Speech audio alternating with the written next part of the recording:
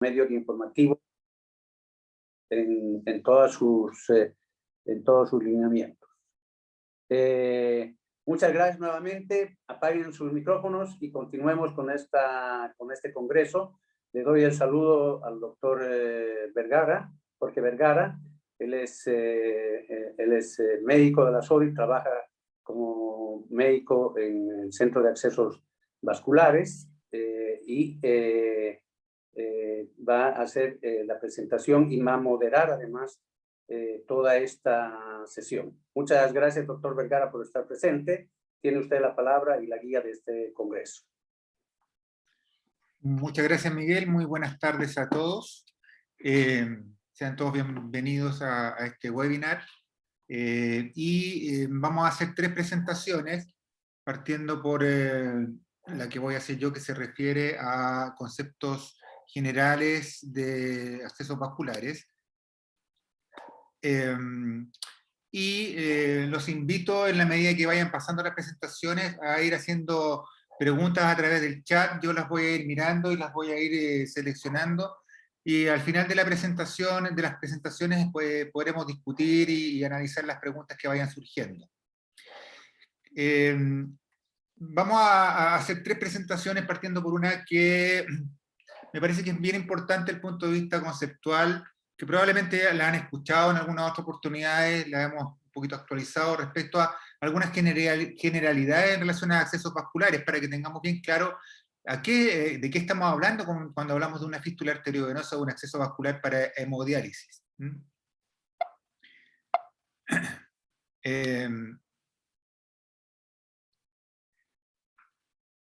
Como primer concepto general, quise poner aquí esta diapositiva que habla de lo que nosotros consideramos cuál es el proceso completo del enfrentamiento de un acceso vascular para hemodiálisis, que tiene varias etapas.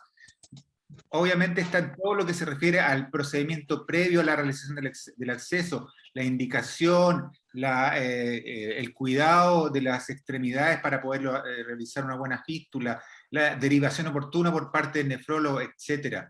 ¿Ya? Obviamente después de eso está la creación del acceso vascular, donde probablemente nos vamos a centrar un poquito más en lo que se refiere a la fístula propiamente tal. Obviamente después de esto está el cuidado del acceso, cómo tener un acceso de mayor durabilidad en el tiempo y que sea útil para mantener una buena calidad de diálisis. Obviamente que eso va aparejado con la vigilancia y el seguimiento del acceso y los procedimientos para detección de las disfunciones lo más precozmente posible, de manera que el paciente no pierda su acceso o se pueda rescatar a tiempo para que no llegue a tener el temido catéter. Y finalmente, el tratamiento de las complicaciones de los accesos vasculares, ya que es un tema muy importante, que yo creo que es lo que le interesa a muchos de ustedes los que están viendo estas presentaciones, y que va a ser tratado en las que siguen.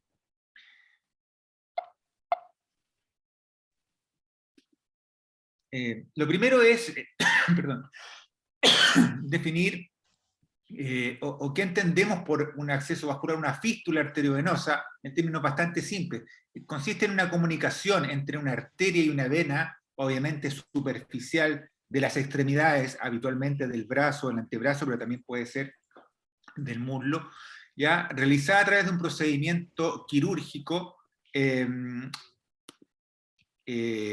ya sea en forma directa, o sea, uniendo directamente la vena con la arteria, que es lo que nosotros queremos y lo más frecuentemente hacemos, o a través de un material protésico que une una arteria con una vena, y ese material protésico sirve, ya al igual que la vena confeccionada previamente, para poder ser funcionado y poder conectar al paciente a nuestra máquina de diálisis.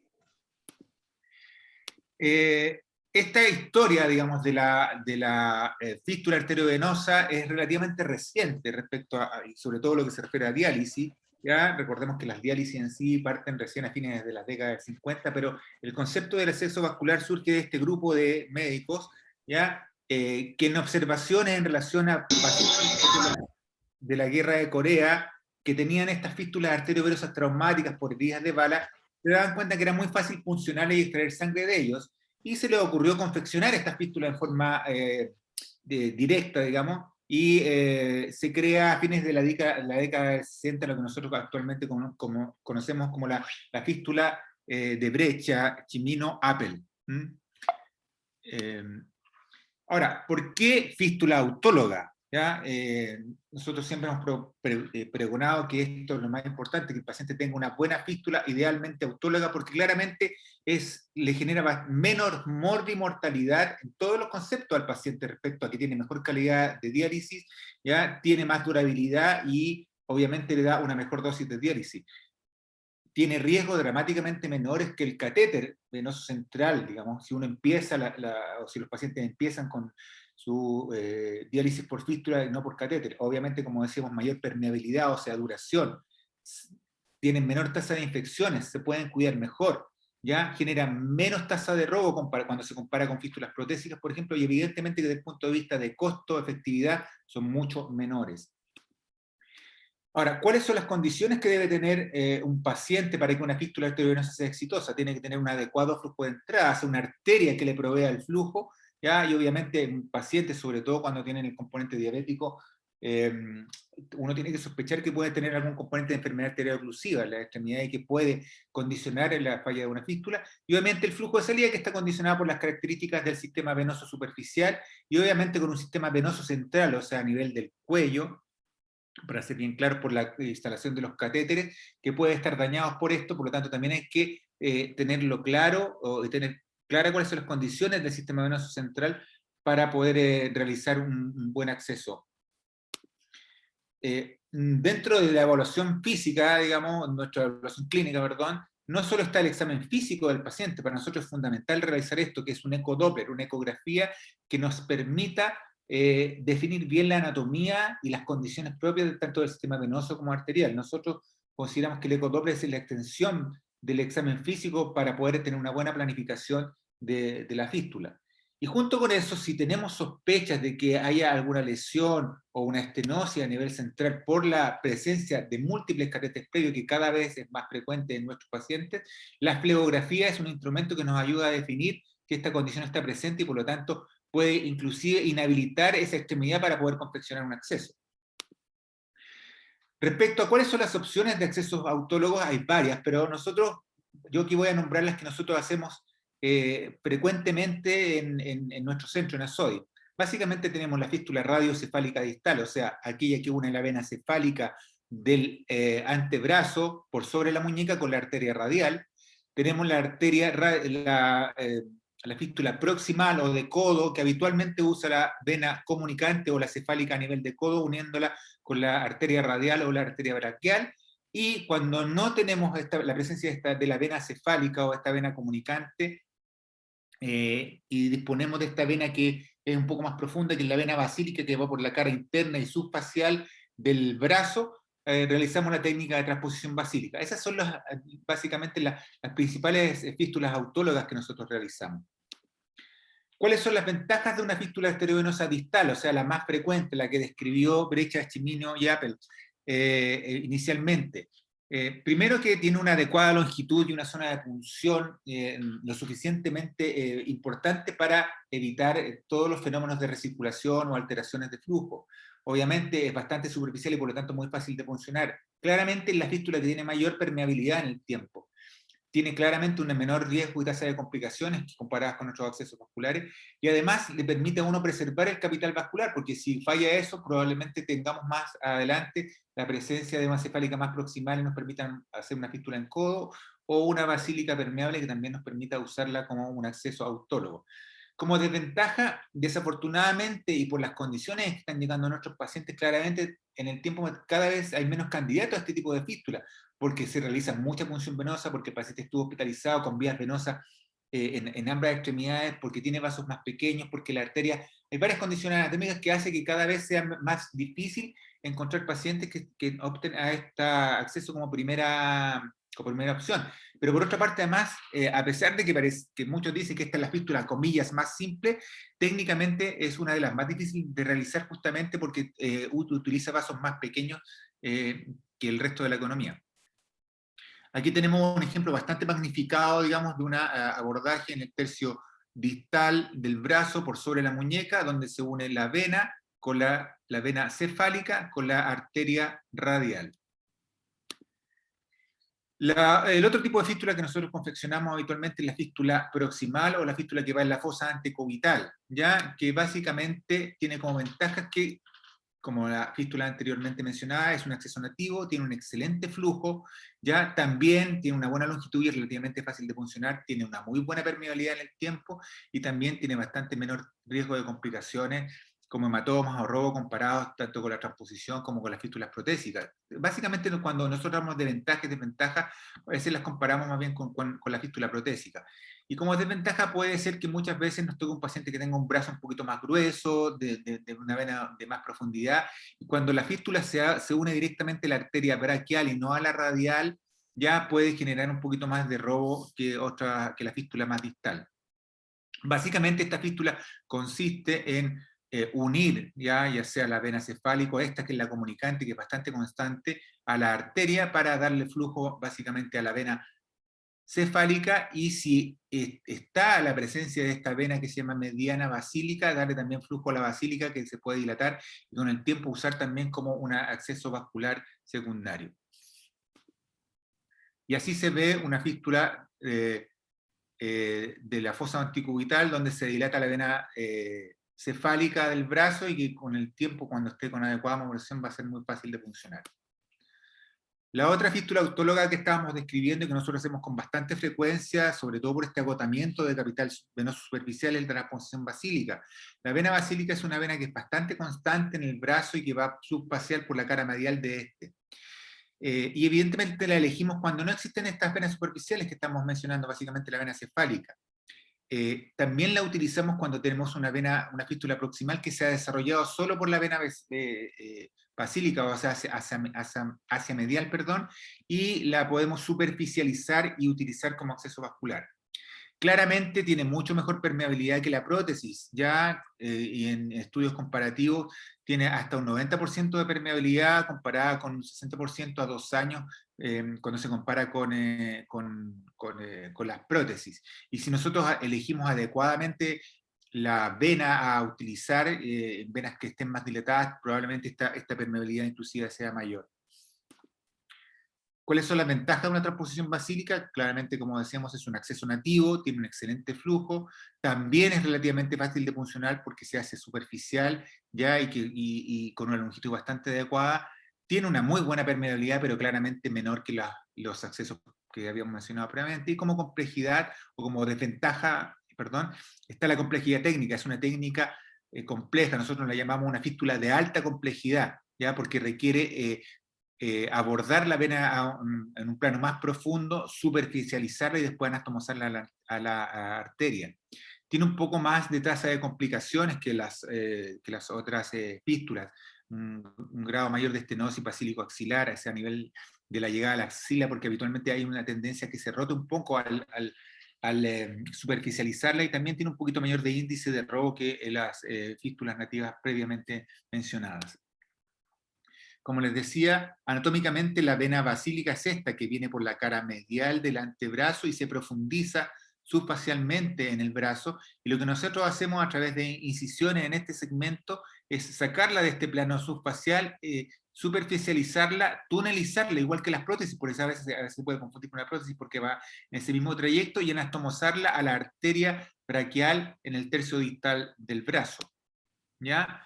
Obviamente, para evaluar la confección de esta fístula, como habíamos mencionado, el ecodoppler es fundamental, sobre todo si tenemos una vena, por ejemplo, aquí bastante dilatada, de casi 6 milímetros, que sabemos que va a tener un buen desarrollo posterior. Y así finalmente se puede observar o queda una transposición cuando ella tiene su flujo, como ven, ha sido sacada de su lecho subfacial, tonelizada por vía subcutánea, anastomosada a la arteria, y se ve bastante bien el trayecto con una longitud bastante adecuada para ser funcionada en forma bastante óptima. Por lo tanto, la fístula arteriovenosa autóloga se debe privilegiar frente a otro tipo de acceso, evidentemente si es que está el capital venoso. Siempre considerar el acceso autólogo pese a la aparente escasez de venas susceptibles. Nosotros nos hemos dado cuenta en el tiempo que la vena basílica es bastante constante, y muchas veces frente a pacientes en que no han podido confeccionar acceso, nosotros la usamos con bastante frecuencia para tener un acceso vascular para hemodiálisis exitoso. Por lo tanto, para todo esto es muy importante lo que mencionábamos respecto a todos los pasos anteriormente dichos, respecto al estudio preoperatorio, el examen físico, la presencia de todos los exámenes, específicamente el ecodoppler, para tener una buena evaluación del paciente y realizar el mejor acceso autólogo posible. Ahora, si no están las condiciones porque ha habido agotamiento, porque ya el paciente ha tenido fístulas, se han trombosado, porque ha sido multipuncionado, invadido, y no tiene una posibilidad de un acceso nativo autólogo, existe la fístula protésica.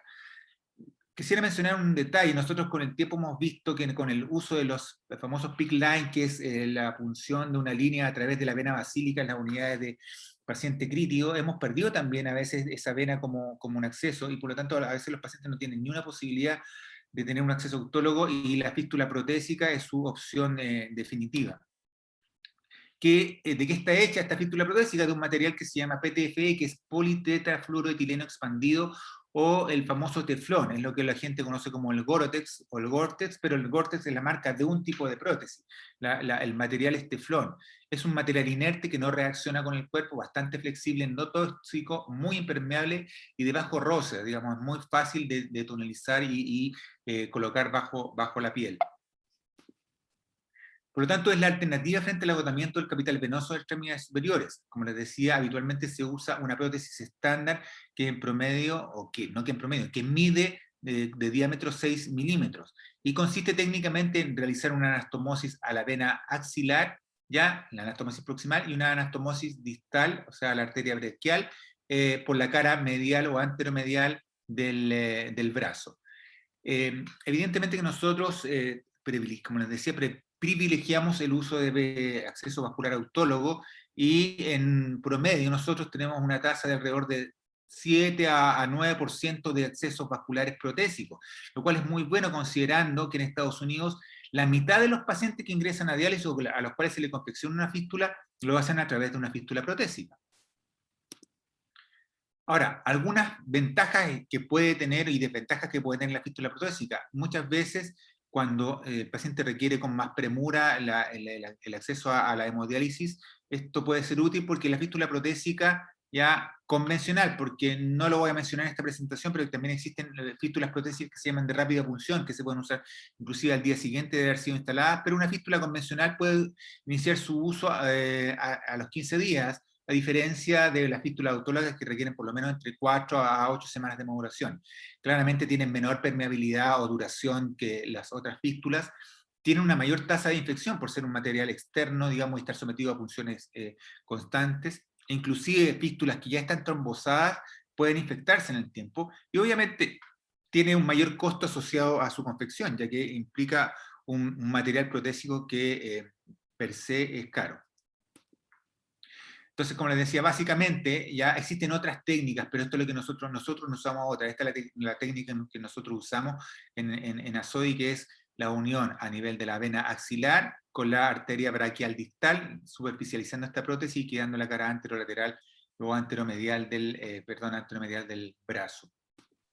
¿Ya? Aquí tenemos un abordaje axilar, el control de la arteria, la tunelización con un dispositivo especial metálico, ¿ya?, que permite pasar la prótesis debajo de la piel y después conectarla a la vena y a la arteria para que se confeccione esta fístula.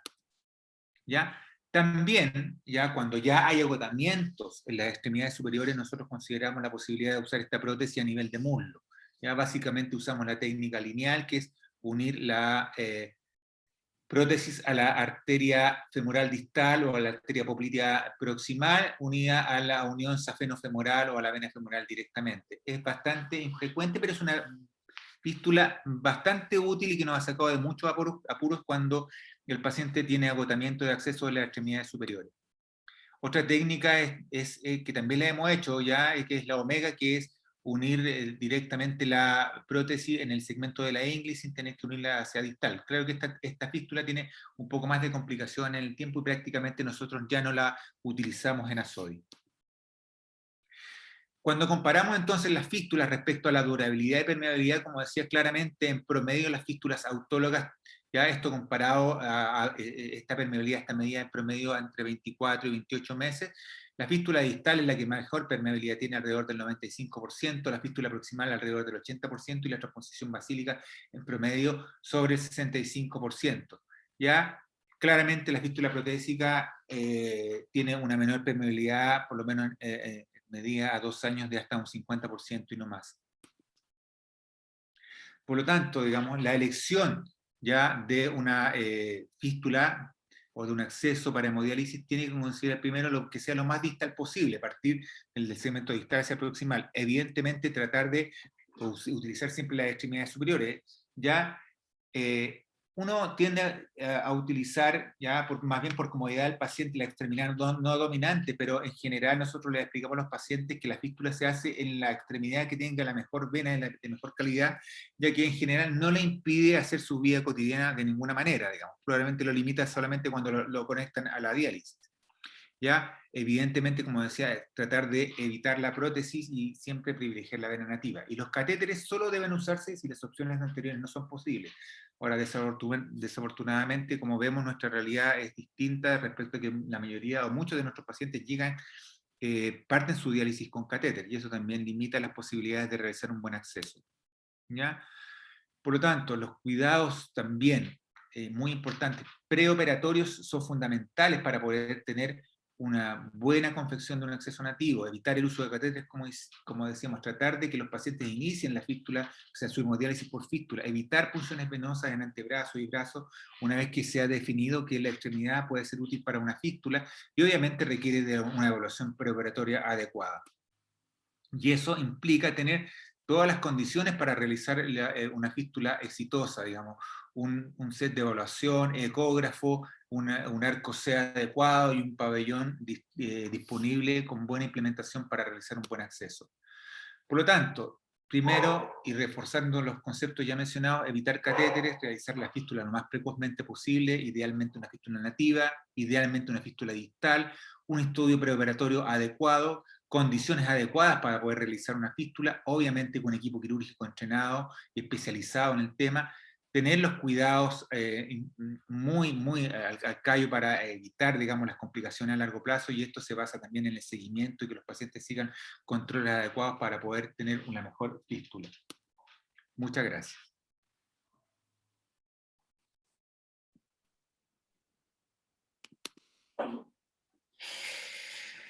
Muchas gracias, Jorge. Gracias. Excelente presentación, como siempre. Muy Gracias, claro los doctor conceptos Vergara, y muy bueno. grafica un poco lo que hacemos en Asodia, así que realmente excelente presentación, yo creo que muy bueno. Yo creo que la primera presentación está orientada para que, además nos interesa mucho que tengan claro cuáles son los conceptos y qué es lo que se hace y lo complejo que es realizar una fístula, porque pareciera ser que una fístula es unir una vena con una arteria, eso no es así, digamos, es una cosa bastante más compleja. Me están llegando algunas preguntas, no sé si vamos contestando ahora o hacemos las presentaciones y continuamos, ¿qué les parece? Yo creo que respondo un par de preguntas ahora porque como está Ya. fresco. Sí, a ver, de Tipiani, el Ezequiel González, sí, gracias por la presentación. ¿Cuándo considerarías o qué elementos clínicos, tiempo, flujo, etcétera, deberíamos considerar para catalogar un desarrollo deficiente fruto de la fístula? ¿Cómo anticiparse? Es una buena pregunta. En general, nosotros afortunadamente no tenemos muchas tasas de falla de maduración. Hay todo un capítulo a veces dedicado en el curso de cirugía vascular a temas de falla de maduración. Todos los elementos clínicos que hay que considerar son los que yo mencioné respecto a la evaluación previa. Si tú tienes un paciente que tiene una buena arteria, tiene una buena vena, se evalúa con ecodoppler y se confecciona y se planifica bien, es muy poco probable que tenga problemas de falla de maduración. Ahora, si esta se presenta, como decíamos, una buena maduración, una fístula bien hecha y bien planificada, una fístula nativa, la maduración va entre 4, 6, máximo 8 semanas. Si después de ese tiempo ya la fístula no está cumpliendo las condiciones, los requisitos que nosotros consideramos adecuados para que esta fístula sea puncionable, la consideramos como falla de maduración, y ahí tendremos que entrar a evaluar básicamente con elementos de imágenes u otros elementos clínicos cuál es la condición que está evitando esa maduración. Eso como respuesta a esa pregunta. Después nos pregunta en cuidar el brazo, ¿dónde será la fístula? También hay que cuidar sin tomar la presión. Sí, mira, en general, cuando nosotros le decimos a los pacientes que cuiden el brazo donde se va a hacer la fístula, que no le tomen la presión, no es que no se pueda, se puede y habitualmente no pasa nada, pero tiene que ver con el cuidado de la extremidad, que el paciente concientice que esa extremidad es donde se va a hacer la fístula nativa. ¿Y qué otras preguntas? Están llegando más preguntas. Yo creo que vayamos a las otras presentaciones, ¿ya? Porque hay algunas otras que ya están empezando a aparecer con respecto a las complicaciones. Y ahora vienen presentaciones que van a hablar un poco de eso. Creo que le corresponde al doctor Pizarro ahora, Miguel. Exactamente.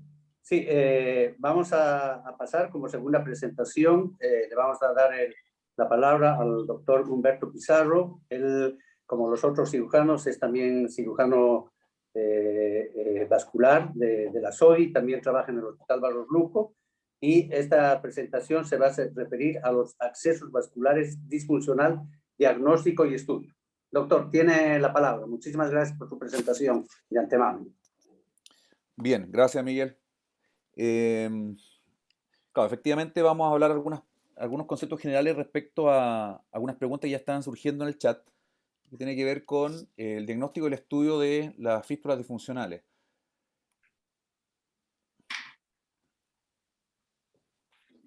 Bueno, para hablar de una fístula disfuncional, primero tenemos que definir lo que es una fístula ideal.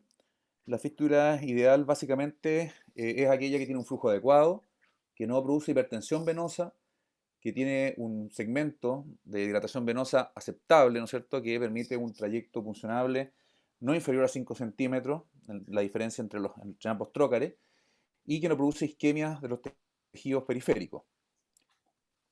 Por lo tanto, una fístula disfuncional va a ser todo lo contrario, aquella entonces que va a tener un flujo insuficiente o una dilatación venosa insuficiente, lo que conocemos como falla de maduración, aquella que se comporte con hipertensión venosa, o que produzca isquemia de los tejidos periféricos, conocido como síndrome de Robo. Y también existen otra serie de condiciones que también pueden generar lo mismo, que son punción difícil o dolorosa, ¿no es cierto? Y ahí tenemos las fístulas cortas, profundas, fístula neurismática, neuronas de sitio de punción, etc. En el fondo, ahí estamos un poquito tratando de resumir cuáles son las principales causas de disfunción. Y yo diría que en ese orden más o menos es lo que nosotros vemos en ASODI. Creo que lo que más llega son las estenosis a algún nivel de la fístula. Son fístulas que habitualmente o tienen estenosis del trayecto o estenosis venosa central, y luego una serie de otras condiciones que, gracias a Dios, por lo menos en lo personal, no veo tanto hipoflujo ni síndrome de Robo. Sí, hay bastante neuroma de circunción y fístula neurismática, ¿ya? Pero creo que tanto en lo que vemos nosotros como en lo que la literatura se refiere, es la estenosis uno de los principales problemas. ¿Cuál es el punto? Que la disfunción, en definitiva, lleva a oclusión. Entonces, por lo tanto, es importante que la disfunción nosotros podamos, de alguna manera, detectarla precozmente y de esta manera intervenir para evitar llegar a la pérdida del acceso. Entonces, dentro del diagnóstico y estudio, que es lo que la presentación busca aclarar, ¿no? Tenemos varios pasos, digamos. La primera es la monitorización del acceso. La monitorización del acceso tiene que ver con parámetros clínicos de disfunción que habitualmente están en el informe de enfermería o que el paciente refiere o que nosotros detectamos en la evaluación. Está la vigilancia del acceso, que tiene principalmente que ver con algunos parámetros funcionales. Eso habitualmente está dado por la información que la enfermera de diálisis refiere. Y luego el estudio complementario, en el cual participan varios elementos, dentro de los que destacan 4, el ecodoppler, la flebografía, la angiotomografía computada y el estudio vascular no invasivo. Con estos 3 elementos, en el fondo, sumando los 3, vamos a tener una evaluación y un diagnóstico completo de lo que es la disfunción del acceso. Partamos por los marcadores clínicos, que es lo que el paciente habitualmente va a referir o lo que nosotros vamos a encontrar en él, o sea, síntomas y signos, básicamente, ¿no es cierto? Que es lo que justamente se refiere lo que es el elemento clínico. La historia clínica, los elementos más frecuentes que el paciente consulta cuando hay algún grado de disfunción es dolor, edema o sangrado prolongado por retiro de trócares. Es bien importante en el tema del edema tratar de identificar a qué altura está el edema. El edema puede estar, por ejemplo, abarcando toda la extremidad. En ese caso nosotros habitualmente, si es así, eso más bien estamos pensando en una estenosis venosa central. Pero si el edema es más bien localizado desde el codo hacia distal, muchas veces más bien va significando que corresponde a estenosis de alguna parte del trayecto de la fístula. Es bien importante el análisis de ese edema.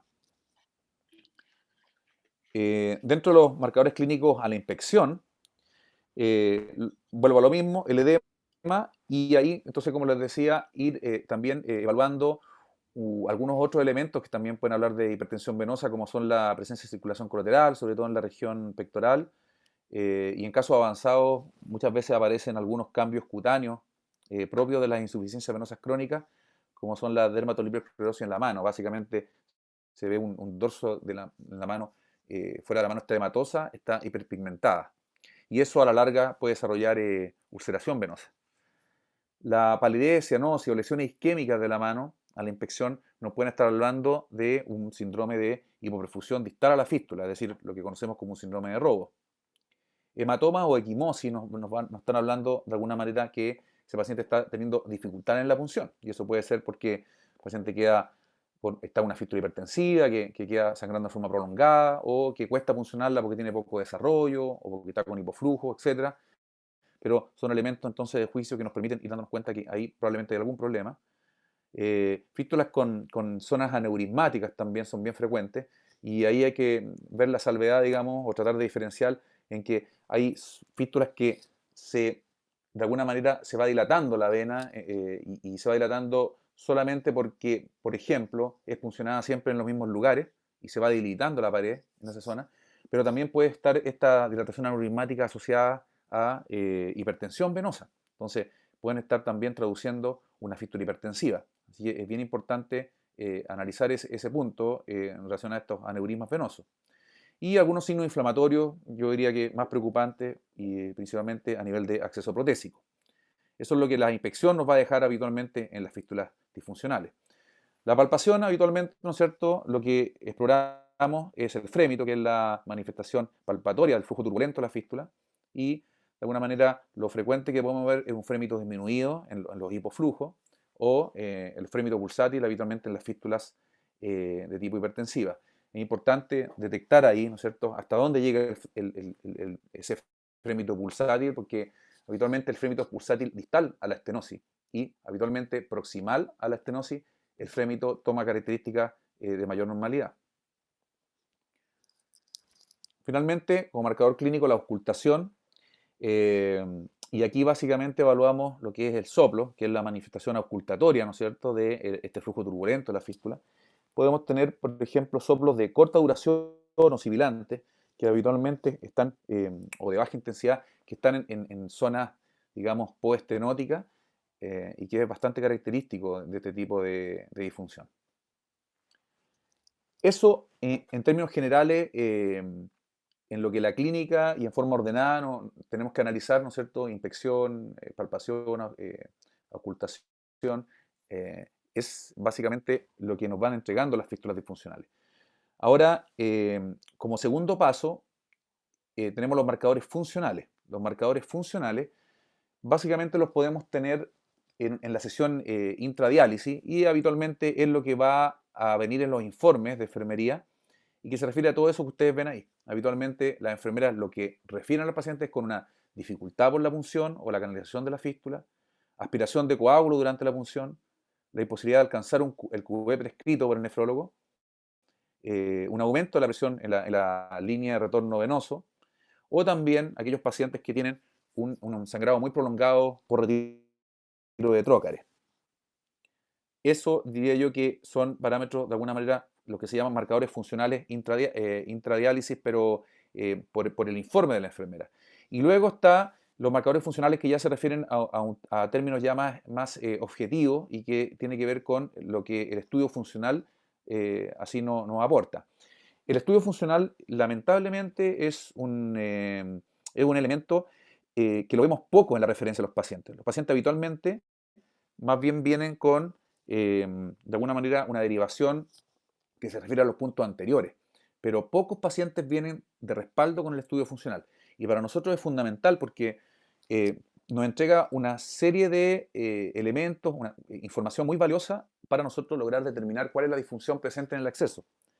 El estudio funcional tiene básicamente 4 elementos. La medición de presiones, que habitualmente tiene que ver con la presión venosa en la línea de retorno venoso, la medición de flujo, el QA, la recirculación y también, finalmente, la dosis de diálisis, es decir, qué tan bien o tan mal está dializando ese paciente, lo que corresponde al KTB.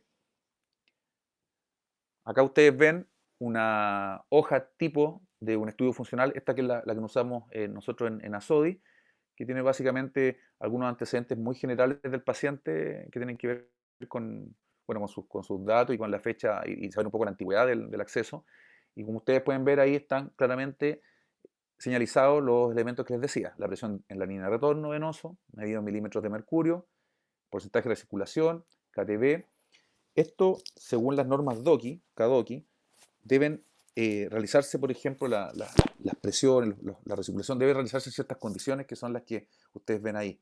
Esto no es arbitrario, debe realizarse idealmente en los primeros 5 a 10 minutos de iniciar la diálisis, con un QB ojalá no inferior a 200, ojalá por la misma enfermera, en la misma zona de punción, con el mismo número de trócares, digamos, y en el mismo monitor. Eso sería lo ideal. Como ustedes pueden ver, en más de un registro, por ejemplo, las líneas de retorno, a nosotros nos permite tener una idea un poquito más general de lo que está ocurriendo con ese acceso. Bien. El primer punto, que es la presión de retorno venoso, básicamente nos va a ayudar en la detección de estenosis venosas proximales, ya sea del trayecto o estenosis venosas centrales. La vamos a considerar alterada cuando en forma repetida está sobre 130 milímetros de mercurio. Es un marcador muy importante en la disfunción porque es muy precoz, a diferencia de otros. Por otra parte, la medición del flujo básicamente va a detectar hipoflujo, la presencia de estenosis que pueden estar en la anastomosis arteriovenosa o ser yuctanastomótica. Sabemos que el QA o el flujo, ¿no es cierto?, absoluto de una fístula nativa habitualmente no debiera ser inferior a 500, dicen la gran mayoría de las guías clínicas. Y en el caso de la prótesis, que tienen habitualmente flujos mayores, no debiera ser inferior a 600. Cuando está bajo esos valores absolutos, estamos hablando de la presencia de hipoflujo, ¿ya? O también podemos verlo en el tiempo. Si evolutivamente vemos que van cayendo los flujos en mayor de un 25% en controles consecutivos, también tenemos una condición anormal. La recirculación, básicamente, la vamos a considerar alterada cuando está sobre 10%, nos va a permitir detectar estenosis también venosas proximales o hipoflujo. El problema que tiene es que es un marcador bastante tardío. ¿Ya? Muchas veces cuando el paciente aumenta la recirculación, estamos llegando un poquito en estado preoclusivo. Así que, como les digo, respecto al estudio funcional, ¿cuáles van a ser los marcadores de disfunción? El aumento de presión en la línea venosa sobre 130 milímetros de mercurio en forma repetida, descenso de QE o de QA, ¿cierto? Bajo las cifras ya conversadas, o recirculación sobre 10%. Todo esto finalmente repercute en el KTB, porque al final, gracias a Dios, el KTB es un indicador que cae en forma bien tardía también, ¿ya? Pacientes muchas veces pueden tener una fístula bastante disfuncional y lograr todavía KTB bastante bueno, ¿ya? Así que cuando el KTB básicamente lo tenemos en menos de 1.3 o de 1.4, estamos hablando ya de un estado bastante preoclusivo. Y aparte de estos marcadores clínicos y funcionales, tenemos como tercer elemento el estudio complementario. Y básicamente acá la primera herramienta que utilizamos es el ecodoppler. El ecodoppler, como decía bien el doctor Vergara, es una extensión del examen físico. Es un examen que está bastante disponible, es no invasivo y nos permite una evaluación morfofuncional bastante completa del acceso. De hecho, yo le diría que en el gran porcentaje de los casos basta con una buena anamnesis, un buen examen físico, ojalá tener algún estudio funcional que nos apoye y sumado al ecodoppler, con eso yo diría que podemos hacer, no sé, 90-95% de los diagnósticos de de fístulas disfuncionales con bastante precisión. Como les decía, nos permite un estudio morfológico mediante la eco en modo E. Nos permite una evaluación hemodinámica, ¿no es cierto?, con la función Doppler. Podemos medir volumen de flujo, velocidad de flujo, índices de resistencia, etc. El eco Doppler color también nos ofrece una importante información respecto a dirección de la velocidad y las características del flujo que estamos estudiando. Por ejemplo, acá tienen ustedes una eco simplemente en modo E. Aquí no hemos aplicado ni siquiera color ni Doppler. Y ustedes ya ven que uno puede tener una visión bastante completa de la pared de la vena, zonas de estenosis nos puede permitir ver, y otras complicaciones también, como son zonas de pseudoneurisma, hematoma, etcétera, etcétera. Es bastante útil ya en el modo B. Por lo tanto, si uno ya va aplicando las otras funciones del Doppler, o sea, perdón, del eco Doppler, digamos, y color, es bastante más completo. Aquí tenemos aplicación de eco Doppler color, ¿cierto? Podemos analizar nuestra curva, la velocidad del flujo, la dirección, índice de resistencia, etcétera, etcétera.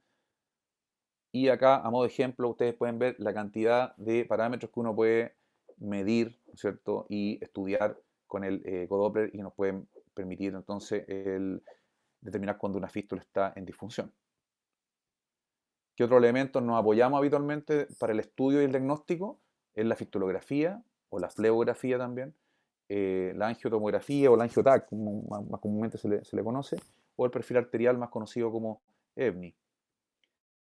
La fistulografía, por ejemplo, ¿no es cierto?, que en el fondo es una fleografía, o sea, es la inyección de un medio contraste, pero puncionando directamente la fístula, nos permite ver, también pudiéramos puncionar el componente arterial de la fístula, nos va a permitir ver, incluso con el componente arterial, la arteria dadora, la anastomosis, la zona podanastomótica, y todo el recorrido de la fístula da una información anatómica muy completa, y no solamente anatómica, porque nosotros habitualmente este examen, como lo estamos haciendo en tiempo real, vemos también, por ejemplo, la velocidad del barrido, vemos si se está presentando alguna circulación colateral que se vaya generando. Entonces, por lo tanto, no solamente en la imagen, sino también vemos el comportamiento del medio contraste durante su recorrido a través de la fístula. También podemos con esto estudiar, y aquí es donde nos aporta en forma súper importante, porque como les dije, nosotros con la clínica, el estudio funcional y el ecodoppler tenemos un acercamiento muy alto al diagnóstico y al estudio del acceso disfuncional. Sin embargo, no tenemos tenemos la limitante que no podemos ver cómo está el sistema venoso central, que como ustedes saben, la gran mayoría de nuestros pacientes han tenido historia de catéteres venosos centrales que generan alteración a nivel de este sistema, sobre todo estenosis, ¿no? Y con la fleografía, con esta inyección de medio contraste, podemos ver perfectamente todo el eje venoso a nivel axilar, subclavio, tronco venoso brachiocefálico, y todo el recorrido por la vena cava superior hasta la llegada a la aurícula derecha. O sea, es bastante completa la fleografía como elemento complementario. Yo le diría que prácticamente la estenosis venosa central es la que efectivamente queda fuera un poco del estudio con el ecodoppler. Ahí requerimos esto como complemento. A pesar de que muchas veces en el ecodoppler basta con tener un índice de resistencia aumentado y ver la fístula pulsátil, como ya tener, y ver la fasicidad venosa que se va generando, como para tener ya alguna suerte de sospecha. El angioTAC es otro elemento importante porque también, ¿no es cierto?, es un estudio que se hace con medio contraste, podemos ver bien las estructuras venosas, las arteriales también, pero además nos permite ver otros elementos, por ejemplo, óseos, ¿no es cierto?, musculares, bandas de algún ligamento, tendón, que también pudieran estar jugando algún rol en algunas estenosis, por ejemplo, ¿ya? O sea, nos permite ir un poquito más allá con el estudio y estudiar el resto de las estructuras, también bastante importante.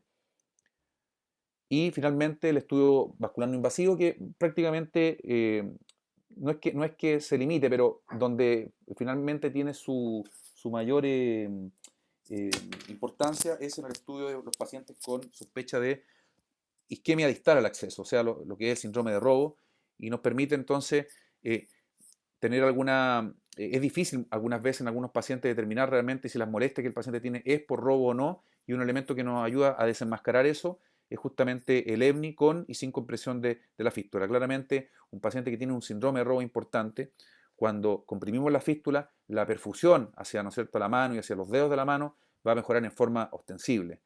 Luego, una vez que soltamos liberamos la presión de la fístula, las curvas caen también en forma muy significativa y de esa manera podemos entonces apoyar nuestro diagnóstico. Así que la disfunción de un acceso, ¿no es cierto?, básicamente para tratar de que no llegue a esta oclusión, hay que tratar de adelantarnos. ¿Y cómo podemos hacer entonces este diagnóstico y este estudio oportuno? Mediante la clínica, mediante el estudio funcional y mediante el ecodoppler principalmente. Pero también nos podemos apoyar en estos otros elementos de estudio, como son la flebografía o fistulografía, el estudio arterial no invasivo y el angiotac. En definitiva, el acceso vascular requiere una estrecha monitorización y vigilancia desde su fase de maduración.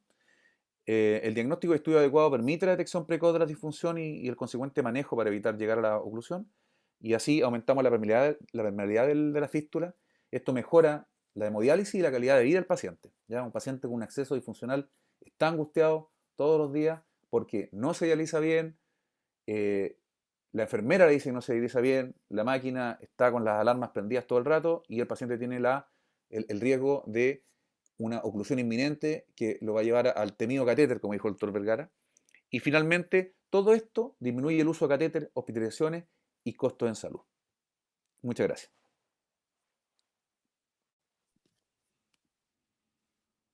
Muchas gracias, doctor Pizarro, una excelente presentación. Si podemos compartir la pantalla al doctor Vergara y si hay algunas preguntas que nos pudiera responder, le daríamos paso al doctor Vergara si tiene algunas preguntas anotadas, doctor Vergara. Tito, deja eso.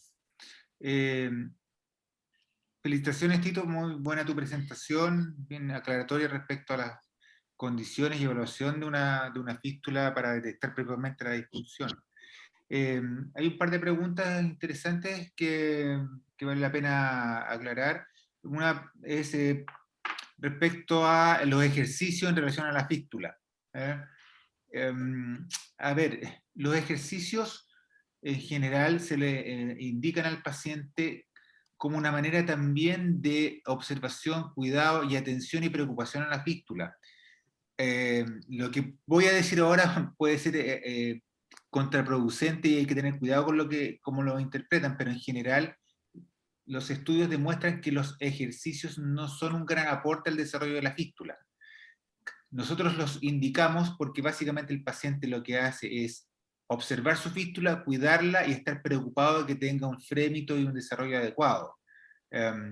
Por lo tanto, ¿cuándo empezar los ejercicios? Habitualmente nosotros los indicamos en el primer control, que el paciente ya haya pasado el proceso inflamatorio local de la cirugía, ¿ya? En general a la semana, cuando ven a nuestro primer control, ya indicamos que empiece a hacer estos ejercicios con la pelotita de goma, pero básicamente para que estén atentos a su fístula, pero en general no es una medida absoluta para que la fístula tenga una buena maduración. La buena maduración de la fístula depende básicamente de la evaluación preoperatoria y de la adecuada confección de la fístula.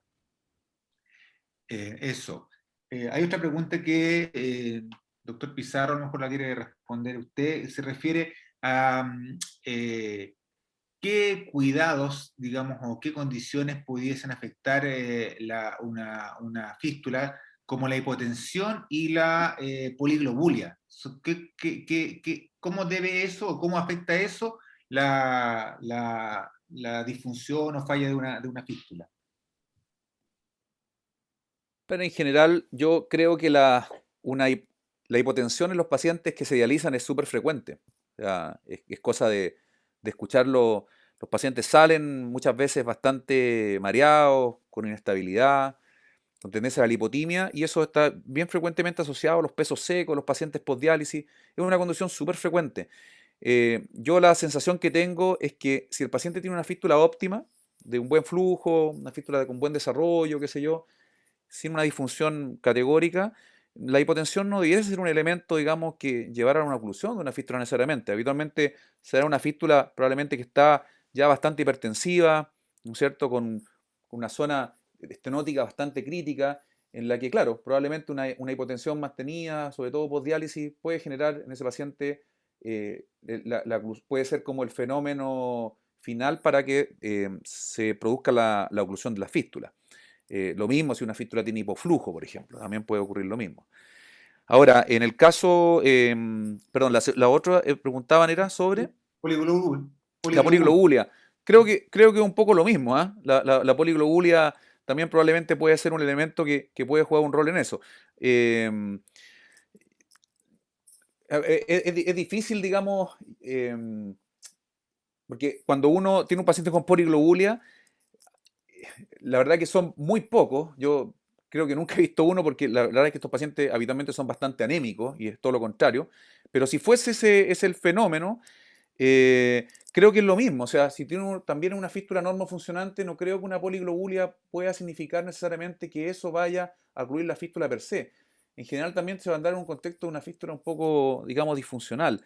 Eh, Tampoco tengo muy claro si es, porque esto lo hemos comentado con algunos colegas de repente, si en el contexto de una poliglobulia, ¿no es cierto? El uso a lo mejor de algún antiagregante plaquetario, el paciente no está con las plaquetas altas, pero quizás un antiagregante plaquetario pudiera tener algún beneficio en ese tipo de pacientes. Pero insisto, creo que son elementos de la hipotensión y la poliglobulia que más bien pueden jugar un rol en fístulas disfuncionales. Ese por lo menos es mi impresión. Puede ser que esté equivocado, pero creo que por ahí va la cosa. No, yo estamos de acuerdo que ese es más o menos el enfrentamiento y esta alteración en hipotensión y poliglobulia puedan jugar un rol siempre en la fístula disfuncional. Por eso que es importante el tema de la fístula disfuncional. Una última pregunta aquí, antes de darle la palabra al doctor Valenzuela. Bueno, este es más bien, nos preguntan qué se puede hacer, porque aquí dicen, hemos detectado fístulas disfuncionales, derivamos, pero no realizan la resolución. Entonces, ¿cuál es el objetivo de hacer una pesquisa sin resolución? Bueno, desafortunadamente eso no quiere decir que nos lo han mandado a SODI nomás. ¿Ya? No podemos nosotros hablar por los grupos a donde le corresponde. Hay un tema, digamos, bien complejo respecto a las oportunidades y a quienes evalúan esas cosas, pero evidentemente lo que nosotros estamos planteando aquí es que una buena evaluación ya y pesquisa de una infusión precoz derivada a tiempo va a redundar en una mejor sobrevida del acceso. Jorge, disculpa, Jorge, Sí. ¿puedo aportar algo? Claro, lo que pasa es que está bien la inquietud que tienen ahí en la pregunta, y ocurre también que hay fístulas, ¿no es así? Que las mandan con un supuesto diagnóstico de disfunción, pero que al final nosotros nos damos cuenta en realidad que no es una disfunción. Ejemplo, un paciente con una fístula aneurismática, cuya condición de aneurismática es porque está con punciones repetidas en el mismo sitio, pero la fístula no es hipertensiva, es una fístula con una vena grande, pero que todos sus elementos están bien, por lo tanto, no es una fístula sobre la cual haya que hacer algo. Lo mismo pasa, por ejemplo, si un paciente tiene neuromas de sitio de punción, una fístula dolorosa, en la que el dolor se produce justamente también por la no rotación de sitios de punción, y en eso la solución también es bastante simple, es puncionar en otro lado, obviamente entendiendo que es una fístula que tiene una longitud en la que uno pueda, ¿no es cierto?, permitirse eso. Entonces, efectivamente, hay pacientes que vienen con diagnóstico de disfunción de fístula, que en realidad es una disfunción que no requiere una reparación quirúrgica, o bien es una disfunción muy leve que tampoco lo requiere por el momento y muchas veces más bien requiere un seguimiento a corto plazo, más que actuar quirúrgicamente sobre esa fístula. No sé si con eso complemento un poquito. No, de acuerdo. Hay algunas otras preguntas que yo creo que probablemente el doctor Valenzuela ahora con su presentación las podríamos ir respondiendo, pero si no, al final de la presentación del doctor Valenzuela terminamos de hacer las preguntas. Muy bien. Exacto. Vamos a compartir. Démosle paso entonces al doctor Sergio Valenzuela. El doctor Sergio Valenzuela también es cirujano vascular del Centro de Accesos Vasculares de la SODI, también es vascular en el Hospital San Borja Clareán y en la Clínica Santa María, y justamente la exposición se va a referir a la exposición del acceso vascular disfuncional. Tiene usted la palabra, doctor Valenzuela. Muchísimas gracias de antemano por su presentación. Muchas gracias, Miguel. Agradecer a Jorge y a Humberto por sus excelentes presentaciones y a toda SODI. Yo creo que este tipo de actividades son un aporte en la educación y difusión de un tema tan importante. Probablemente como cirujanos vasculares que nos dedicamos a la cirugía de accesos vasculares, a pesar de la pandemia, esto ha sido uno de los elementos más fuertes que se ha seguido desarrollando, porque corresponden a pacientes, ¿no es cierto?, que requieren de sus accesos para poder seguir dializándose y seguir viviendo. Bueno, dicho eso, esta diapositiva es un resumen de la cuenta de diálisis en cuanto a cómo se dializan nuestros pacientes. Esto es del año 2018 y está un poquito viejo, pero se ve que ha aumentado con significancia el aumento de pacientes que se dializan con catéter y con fístula disfuncional. Casi, o sea, ya es más de un tercio de los pacientes que están con este tipo de diálisis, ¿no? O sea, con un acceso con una fístula disfuncionante o por un catéter. Y esto obviamente son cifras preocupantes que nos deben hacer actuar. El objetivo de hacer todo este programa de seguimiento y todo lo que mostró el doctor Pizarro de detectar, ¿no es cierto?, ya sea por examen físico, por ecodoppler, por fluorografía, por los parámetros funcionales de la diálisis, el objetivo es detectar disfunción para poder realizar el tratamiento de estas lesiones que son estenóticas antes de que se tape, se trombose el acceso. Obviamente buscando evitar cirugía de urgencia para el rescate de acceso. Y sobre todo evitar el uso de catéteres de urgencia que muchas veces se transforman en catéteres más duraderos y que obviamente alteran la vida del paciente. Una fístula disfuncional es un acceso vascular con estenosis hemodinámicamente significativa, fístulas nativas que fallan en madurar, accesos que no pueden ser funcionados para complementar la diálisis satisfactoria, como mencionó el doctor Pizarro. ¿Qué alternativas de reparación tenemos? La cirugía abierta y la cirugía endovascular. Vamos a hablar primero de la cirugía abierta, cirugía tradicional. Hay varios tipos de reparaciones. Una es de las más importantes, la reanastomosis proximal, que es cuando está comprometida la unión entre la arteria y la vena y uno puede crear una unión nueva cerca sin comprometer mucho el largo de la fístula. Una nueva anastomosis terminal, un segmento puntiforme o generalmente asociado a válvulas estenóticas. Reparaciones con parche, que en el fondo se abre la vena y se coloca un parche para aumentar el diámetro de eso, o interponer segmentos protésicos para segmentos más largos estenóticos.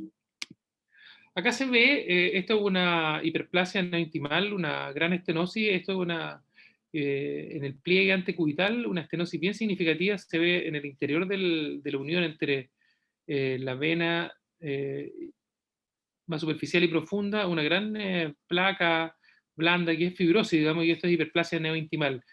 Y generalmente es bien difícil de tratar porque genera mucho material.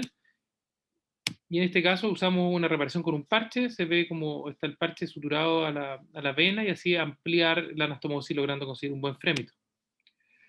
Nosotros en el Congreso Chileno de Nefrología el año 2017 presentamos la experiencia de ASODI en ese momento que ya teníamos más de 230 reparaciones. En este caso, 20% de los pacientes había tenido algún episodio de trombosis, casi todos con anestesia local y tan solo un 2% requirió hospitalización. Tan solo un 5% también fue necesario instalar un catéter, o sea, la mayoría cantidad de las reparaciones fue posible rescatar el acceso que se fuera a dializar al día siguiente sin necesidad de instalar un catéter.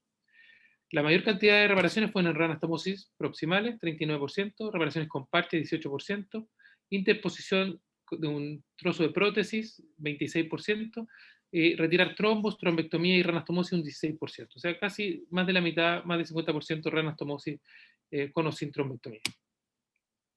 Tuvimos muy buenos resultados, una permeabilidad primaria, que significa sin hacer ningún otro gesto, ninguna otra cirugía, solo en el momento que se reparó, controlada con ecodoppler, de más de 90% a 3 meses y a un año cercano al 80%, así que muy buenos resultados. Existe la alternativa, ¿no es cierto?, la reparación endovascular, que ahora está tan en boga, ¿no es cierto?, la cirugía mínimamente invasiva por métodos de cirugía endovascular, intervencionismo, digamos, en que se puede hacer una angioplastía simple, se puede utilizar balones con medicamentos, con drogas, que disminuyen esta hiperplasia no intimal, el uso de stent simple o stent cubierto. Principalmente se ocupa para tratar estenosis en el trayecto, en lugar de anastomosis, en la unión de las prótesis, en la unión PTFE axilar, que es un sitio frecuente de estenosis, y obviamente en el tratamiento de lesiones venosas centrales, que es una de las principales targets de acción en la cirugía endovascular, como vamos a ver a continuación. Voy a presentar algunos casos clínicos de cirugía endovascular. Este es un paciente con acceso autólogo de varios años de evolución que empezó con dilatación de su fístula y con sangrado frecuente postdiálisis. Se le vio la presión venosa estática que estaba muy elevada y este era el cuadro del paciente, ¿no es cierto? Una vena muy dilatada, sin compromiso cutáneo todavía, pero ya vemos como hay ciertas equimosis porque obviamente es difícil de coagular. Le hicimos una flebografía y en la unión, esto es la vena basílica a nivel del hombro, se ve una estenosis crítica en la unión de la vena cefálica con la vena subclavia. Este fue uno de los primeros casos endovasculares que hicimos en el hospital. Ahí está pasada una guía, que es lo que se usa a través de lo cual vamos a trabajar, y miramos con fluoroscopía el caso. Luego dilatamos con un balón y este es el resultado posterior en cual se ve resolución de esta estenosis. El problema, uno de los problemas que tenemos con esta angioplastia simple, que si bien pueden tener buenos resultados inicialmente, la tasa de restenosis o recidiva del problema es frecuente y es muy rápido muchas veces. Por lo cual se ha adoptado el uso de stents, que en general el resultado inicial es fantástico, es muy bueno, porque es una malla metálica que permite dar soporte estructural a la vena. Generalmente son lesiones que son muy duras porque tienen esta hiperplasia y hacen un efecto cicatricial que, a pesar de que uno infla un balón muy fuerte dentro de la vena, no se puede rescatar. El uso de stent, obviamente, al dar soporte estructural mejora eso, pero también tienen tendencia al restenosis porque esta inflamación que se produce por la hiperplasia enitimal es un problema a pesar de los stents y crece por entre medio del stent cuando no son cubiertos esta hiperplasia y va a tender a tapar. Es por eso que muchas veces requiere reintervenciones. Este es un caso de la literatura, también un callado de la vena cefálica en que se ve una estenosis bien crítica y se ve como queda con un stent perfecto. Pero habitualmente esto también genera estenosis en el mediano plazo, por lo tanto hay que hacer mucho seguimiento y estar muy encima de estos pacientes, sobre todo control radiológico, viendo los parámetros de diálisis para evitar o actuar tempranamente cuando se empiecen a generar disfunciones. ¿Cuándo se usa stent? ¿Cuándo está recomendado el uso de stent? En estenosis venas centrales, cuando hay un resultado deficiente después de una angioplastía, que es básicamente cuando tenemos un recoil o un acortamiento mayor al del 30%, cuando la instalación de un stent obviamente no ponga en riesgo una futura cirugía y no ocupe el capital venoso, porque muchas veces puede quedar obstruyendo venas que pueden ser susceptibles de hacer un nuevo acceso. Tiene que estar ubicada fuera del acceso quirúrgico y que exista contraindicación para hacer una cirugía. El stent cubierto es lo mismo una malla metálica, pero tiene una cubierta de tela.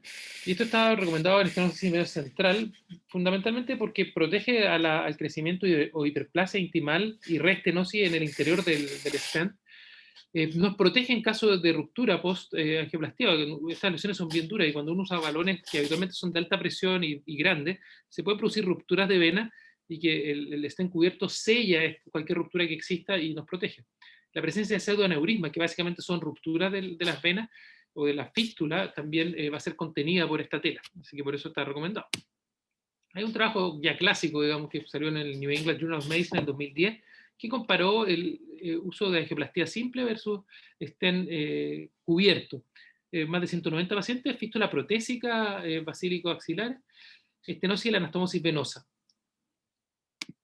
Y aquí se ve que hubo una diferencia favorable hacia el uso de stent graft al compararlo solo con el balón de angioplastía, digamos, en el tema de permeabilidad primaria, que es lo que le decía yo, que es cuánto dura el acceso funcionando sin hacer ningún otro procedimiento.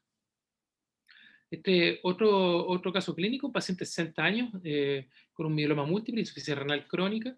Se realiza en el 2018 una transfusión basílica izquierda, evoluciona inicialmente bien, en condiciones de punción a las 4 semanas, y al corto plazo de seguimiento, a los 3 meses, empieza a caer más hipertensiva la fístula, las presiones venosas aumentadas, y se ve, ¿no es cierto?, la ecografía y mapeo venoso preoperatorio, y a los 3 meses le hacemos una nueva ecografía y en la unión basílico-axilar se ve alteración en la ecografía que traduce un aumento del pic sistólico de más de 450 centímetros por segundo. Esto igual cuando uno aprieta una manguera, cuando hay una estenosis, aumenta el flujo de sangre en el lugar de la estenosis. Y eso es lo que uno ve en la ecografía y lo que se escucha en el Doppler. Se escucha un sonido bien intenso. Llevamos a este paciente a una flebografía. Aquí vemos cómo estamos introduciendo el medio de contraste dentro de la vena de la fístula y se ve, hay una válvula, pero se ve una estenosis larga en la unión basílico-axilar. En este paciente, aquí bueno, se ve una foto, una imagen más detallada de la estenosis. A este paciente lo tratamos con una angioplastía con una predilatación primero, que es lo que vemos ahí, como se infla el balón dentro del sitio de estenosis, y luego pusimos un stent cubierto, que se ve ahí la malla metálica, y se ve como se ve recuperada, ¿no es cierto? La estenosis ya no existe y tiene un muy buen paso medio contraste. Este paciente se hizo en el 2018 y sigue en control hasta la fecha conmigo y está permeable sin problema, digamos, utilizando su fístula ya 3 años. Este otro caso clínico, un paciente más añoso, de 85 años, insuficiencia renal crónica con diálisis, marcapaso, múltiples accesos vasculares con trombosis de fístula izquierda. Otro médico hizo una transfusión basílica izquierda y el paciente se mantenía con catéter yugular derecho. Una fístula de difícil función, con un flémito débil, y había tenido hematomas para funcionar. Así que lo llamamos a flebografía también para investigar qué es lo que pasaba, y encontramos varias cosas. Primero, que tenía una estenosis acá en la unión entre la arteria y la vena basílica, y además, por los cables del marcapaso, una estenosis venosa central aquí a nivel de la vena subclavia. Un sitio bien complejo y con los cables marcapaso en realidad bien problemático. Como era una fístula que estaba utilizando el paciente y tenía estenosis bien crítica, ahí se ve la unión entre la arteria y la salida hacia la vena, dilatamos con un balón medicado en esta ubicación, un balón con plaquetaxel, que es una quimioterapia, digamos, local para evitar esta hiperplasia neointimal, y además hicimos una angioplastía de la vena central con balón solamente para poder aumentar el paso y permitir que la fístula terminara de madurar. Ahí se ve cómo está el punto de mayor estenosis, el balón inflándose hasta vencer esta estenosis. Este fue el resultado final, digamos, con la dilatación de esta zona y la dilatación de la vena central. Quedó bastante bien, se mejoró el frémito, inició diálisis. Llevábamos 6 meses de seguimiento, le hicimos, y el paciente empezó con edema del brazo, aumento de la presión venosa, y le llevamos a flebografía, y obviamente, ¿qué había pasado? La estenosis venosa central ya está bastante crítica, se ve presencia de circulación colateral, los cables marcapasos, como le dije, son un pésimo aliado acá, o enemigo en esta zona, así que lo llevamos y le pusimos un stent cubierto, y este es el resultado, que quedó bastante anatómico, bien favorable, y hasta ahora se dializa el paciente. Esto se lo hicimos hace ya como 3 meses. En el fondo, el manejo endovascular nos permite ir alargando la vida de las fístulas, pero cada vez requieren más procedimientos. En el fondo, las estenosis venosas centrales son bien complejas y debemos tomar la decisión de tratar, dependiendo de los parámetros clínicos, del edema, porque generalmente son pacientes que generan un edema muy importante del brazo, y muchas veces, si es que es posible, no rescatar el acceso. Cuando hay pacientes que ya tienen fístulas aneurismáticas, mucho daño cutáneo, probablemente es mejor buscar otro lugar que seguir insistiendo en reparar estas fístulas. Si se va a tratar, debe ser idealmente por vía endovascular, porque la cirugía abierta en este territorio es bastante mórbida, tiene bastantes complicaciones, los pacientes tienen alto riesgo quirúrgico habitualmente. Nuestros pacientes dializados no solamente tienen insuficiencia renal crónica, habitualmente son diabéticos, hipertensos, cardiópatas coronarios. Entonces, la verdad que se hace bastante complejo ofrecer cirugía abierta.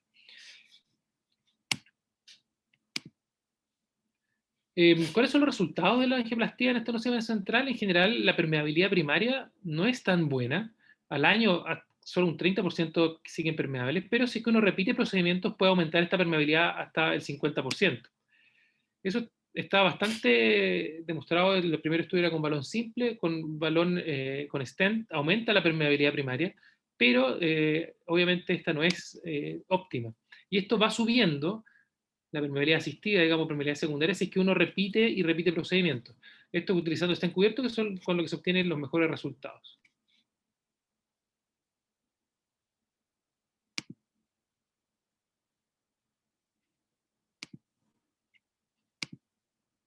Bueno, acá otro caso de estenosis venosa central, en que aquí se ve, ¿no es cierto?, una estenosis bien crítica del tronco brachiocefálico izquierdo. Lo dilatamos con un balón de alta presión, utilizando una guía que va por la vena femoral y por la fístula.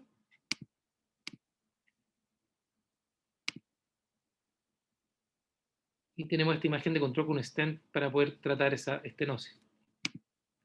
Esa es la imagen actual. Bueno, como palabras finales, mencionar que el cuidado del acceso vascular requiere un manejo multidisciplinario. Es fundamental el manejo desde enfermería, cuidando y analizando, viendo, estamos en contacto diariamente con los pacientes, haciendo examen físico y detectando cualquier problema que pueda haber. siendo derivado para hacer estudios como ecografía, y con el cirujano vascular tener un buen contacto y buena comunicación es fundamental para poder mejorar y optimizar el tema de los rescates. Muchas veces estas estenosis pueden ser corregidas por una cirugía o por vía endovascular. En general las reparaciones quirúrgicas son mucho más durables en el tiempo. Y actualmente la estrategia endovascular que se ha puesto en moda, porque son procedimientos mínimamente invasivos, con menos exposición, requiere un seguimiento bien estrecho, porque si bien tienen algunas ventajas en cuanto al dolor, a la inmediatez de que se pueden usar, pero tienen el problema que van a requerir nuevos procedimientos. Entonces el paciente tiene que tener conciencia y el médico que lo hace de estar muy atento y seguir muy estrechamente a ese paciente, porque seguramente va a requerir una nueva intervención. Muchas gracias. Muchas gracias. Muchas gracias, doctor. Tiene la palabra el doctor Vergara para consultas y consultas en general también.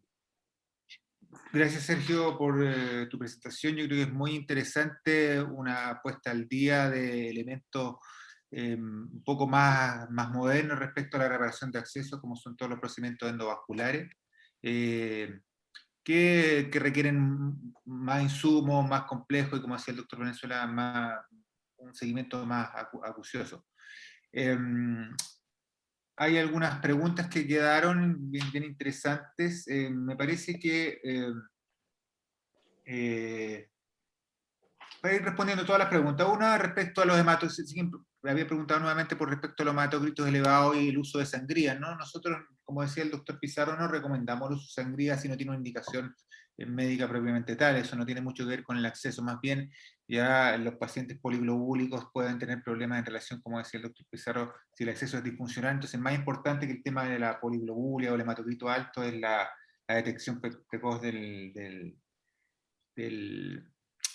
la disfunción. Otra pregunta que hacían acá también es respecto a si una paciente tiene un hematoma importante en una fístula y por ese hematoma disfunciona, ¿es rescatable la fístula? ¿Ya? Doctor Valenzuela. En general, muchas veces tenemos que evaluar por qué tiene un hematoma el paciente, y habitualmente tiene que ver con que está hipertensiva la fístula, o a veces puede también estar muy profunda. Básicamente hay un problema, y la evaluación correcta idealmente es con ecodoppler. Vamos a poder evaluar si es que existe una estenosis y tratarla. Habitualmente, y si el paciente tiene alternativa, son primeras punciones, se puede dejar reposar la fístula, que el paciente siga dializando por catéter y poder evaluarla una vez que el hematoma se haya reabsorbido. Porque muchas veces puede haber sido un problema de primeras funciones, y no es necesario hacer una reparación. Pero es fundamental el poder evaluar esa fístula haciendo una ecografía y de esa forma observar si tiene alguna estrechez, y si es que hay una estrechez, repararla acorde. De acuerdo. Muchas veces también la presencia de hematomas, a veces si no son significativos, ya uno, y lo hemos hecho, hemos recomendado, si el paciente tiene las condiciones como para saltarse una o dos diálisis, dejar reposar esa fístula también para evitar el catéter en algunos casos, y uno lo evalúa, digamos, en un periodo razonable, y si ese hematoma tiene ciertas características, uno puede autorizar el reinicio de las funciones. Pero lo más importante es lo que decía el doctor Valenzuela, es definir por qué se produjo el hematoma, si fue por un problema netamente de función, o porque la fístula está hipertensiva, o porque tiene alguna condición que además debe ser mejorada en el acceso vascular. Otra de las preguntas que se hacía era respecto al manejo de la fístula hipertensiva, y un poco se ha ido contestando respecto a que depende básicamente, digamos, de cuál es la causa de este fenómeno hipertensivo, que básicamente está asociado a fenómenos de estenosis y daño de la fístula, ya sea estenosis proximal a la anastomosis arterial o estenosis venosa central, como mostraba el doctor Valenzuela, que tiene que ver con el uso prolongado básicamente de catéteres venosos centrales. Otra pregunta interesante me parece a mí respecto a la dilatación aneurismática que se va produciendo en las fístulas, sobre todo en los sitios de punción. ¿Cómo evitarla? ¿Qué opinas, doctor Pizarro? Bueno, cuando es evitable, porque no siempre es evitable, tenemos un porcentaje de pacientes que sabemos que por la longitud de la zona puncionable no es tan evitable, pero condiciones óptimas, digamos, lo ideal es realizar lo que le llamamos la rotación de sitio de punción, una de las técnicas más utilizadas, la forma escalonada, porque en el fondo yo tengo la sensación que la repito, en condiciones óptimas, cuando se da la punción repetida solo en 2 sitios, finalmente se da me imagino yo, algún cierto grado de situación de complejidad, perdón, de complicidad entre el paciente y quien está puncionando la fístula, en el sentido que, claro, el paciente cuando lo punciona siempre en los mismos lados, comienza a disminuir su sensibilidad en ese sector, ¿ya? Le es cómodo, digamos, que lo puncionan ahí, no tienen que estar buscando una vena un poco más virgen, donde puede tener eventualmente funciones un poquito más dolorosas. Y por otro lado, para quien lo funciona, se encuentra con zonas que están dilatadas y que son, ¿no es cierto?, fácilmente identificables y funcionables. Pero el punto es que a la larga ese tema eh, va produciendo estas dilataciones aneurismáticas que terminan muchas veces generando estenosis funcionales o bien pueden generar también neurinoma de sitiopunción, ¿cierto? Que de alguna manera las zonas se hacen muy sensibles a la introducción del trocar. Eh, por lo tanto, la forma de evitarlas es, en el fondo, es en lo posible rotar los sitios, ¿no es cierto? Ser bien responsable con eso, tanto el paciente como quien lo funciona. Y dentro de las técnicas, yo no soy enfermero, pero entiendo que la técnica escalonada probablemente es una de las más utilizadas, en el sentido que es bastante ordenada en ir utilizando la zona puncionable. Así es, efectivamente, digamos, tenemos entendido que habitualmente desde el punto de vista de enfermería existen estas dos técnicas, que la técnica en escalera o escalonada, como dice el doctor Pizarro, y la otra técnica en ojal. Habitualmente las fístulas en las cuales se tiende a usar más o menos el mismo sitio de punción o esta técnica en ojal, la que hace que desarrollen más sitios aneurismáticos porque evidentemente va dañando con mucho más especificidad la zona de punción de la pared de la fístula. Esto también puede estar asociado a esta dilatación aneurismática a factores de disfunción, como las estenosis más proximales que ya han sido ampliamente mencionadas. Otra pregunta bien interesante respecto a fístulas tortuosas. ¿Ya? Nos preguntan si existe alguna manera, digamos, de mejorar una condición de una fístula tortuosa, se puede arreglar, porque a veces resulta bastante difícil funcionar estas fístulas que son culebreadas, por decirlo de alguna manera, o que tienen esta condición. ¿Qué opina, doctor Valenzuela? En general, si que no existe una estenosis que explique esta y que genere una disfunción en la fístula, no se recomienda una reparación quirúrgica, porque cualquier reparación quirúrgica que uno haga va a poner en riesgo el acceso vascular, se puede generar una trombosis. Entonces, primero es investigarlo con una ecografía y identificar si existe puntos de estenosis, que muchas veces puede haber. Y en caso de que lo haya, lo que corresponde es resecar un segmento venoso y estirar la vena y hacer una ranastomosis, y muchas veces con eso uno consigue salvar este problema. Pero en general, si es que no existe disfunción, lo que se puede hacer es marcarla. Yo lo hago con ecografía, marco la vena y como que le hago un dibujo, un tatuaje, por así decirlo, en el camino de la vena para que sea más fácilmente funcionable. En otros países me tocó participar en talleres en que en los centros de diálisis cuentan con ecodoppler. Y los mismos enfermeros son los que pueden hacer una ecografía para hacerse una idea también de cuál es el segmento más funcionable de la vena. Y eso es un aporte que sin duda puede ayudar, digamos, en la punción. Pero por lo menos lo que yo he hecho en estos casos es marcarlo con un lápiz arriba en la piel, y con eso se puede mejorar. También comunicándose un poco, generar esta comunicación entre el enfermero y el médico de la diálisis con el cirujano vascular también es fundamental. De paso, quería agradecer a los cerca de 80 o 90 participantes que han estado en la reunión. Realmente, para ser un día jueves a esta hora de la noche, todo un éxito. Así que, de verdad, muchas gracias por su participación y asistencia e interesantes preguntas que veo que siguen enviando. Jorge. Sí, hay buenas preguntas. Hay otra pregunta, yo creo que es bien interesante respecto a preguntas por coagulación tardía, si eso tiene que ver con ajustes de heparina. ¿Qué opina, doctor Pizarro? Yo entiendo que la pregunta se refiere a que después de retirados los trocas, los pacientes tienden a sangrar más, ¿ya? Pero evidentemente, digamos, eso no, y por eso te doy la Claro. palabra. El uso, claro, lo que pasa es que el uso de las dosis de varina que se usan, ¿no es cierto?, en dializar los pacientes son bastante estándar. No, yo creo que es lo mismo, haciendo un poquito la homologación con la pregunta del hematoma que respondía doctor Valenzuela, es lo mismo, o sea, ¿por qué el paciente sangra en forma prolongada? En el fondo, lo primero que hay que ir a descartar ahí es que la fístula no sea una fístula hipertensiva. En realidad, más que buscar la respuesta en la dosis de varina, hay que ir a buscar la fístula hipertensiva. Efectivamente, o sea, cuando una fístula tiende a sangrar más de lo habitual, ya obviamente, claro, hay un componente de coagulación, pero habitualmente es lo que dice el doctor Pizarro, se refiere, o hay que evaluar la disfunción por una fístula hipertensiva más que por un problema de coagulación. ¿Ya? Eh, hay un comentario que evidentemente, digamos, claro, cuando hay sitios nuevos, los pacientes habitualmente no quieren pincharse y obviamente les piden a las enfermeras pinchar donde mismo porque es más fácil. Bueno, eso es una realidad, pero eso va generando con el tiempo lo que estamos conversando respecto a disfunciones, dilataciones o lesiones en los sitios reiterados de punción. Ese es un tema, digamos, que ya depende de cada paciente. Otra pregunta está relacionada con cuando hay dificultad para dializar. Aquí dice, tenemos un paciente con un catéter venoso central que funciona invertido, pero tiene KTVs adecuados, óptimos. ¿Es necesario derivar? Yo diría primero que la respuesta es no es óptimo tener un paciente con un catéter como un acceso definitivo. Un paciente con un catéter venoso central siempre se debe considerar como un acceso transitorio, digamos.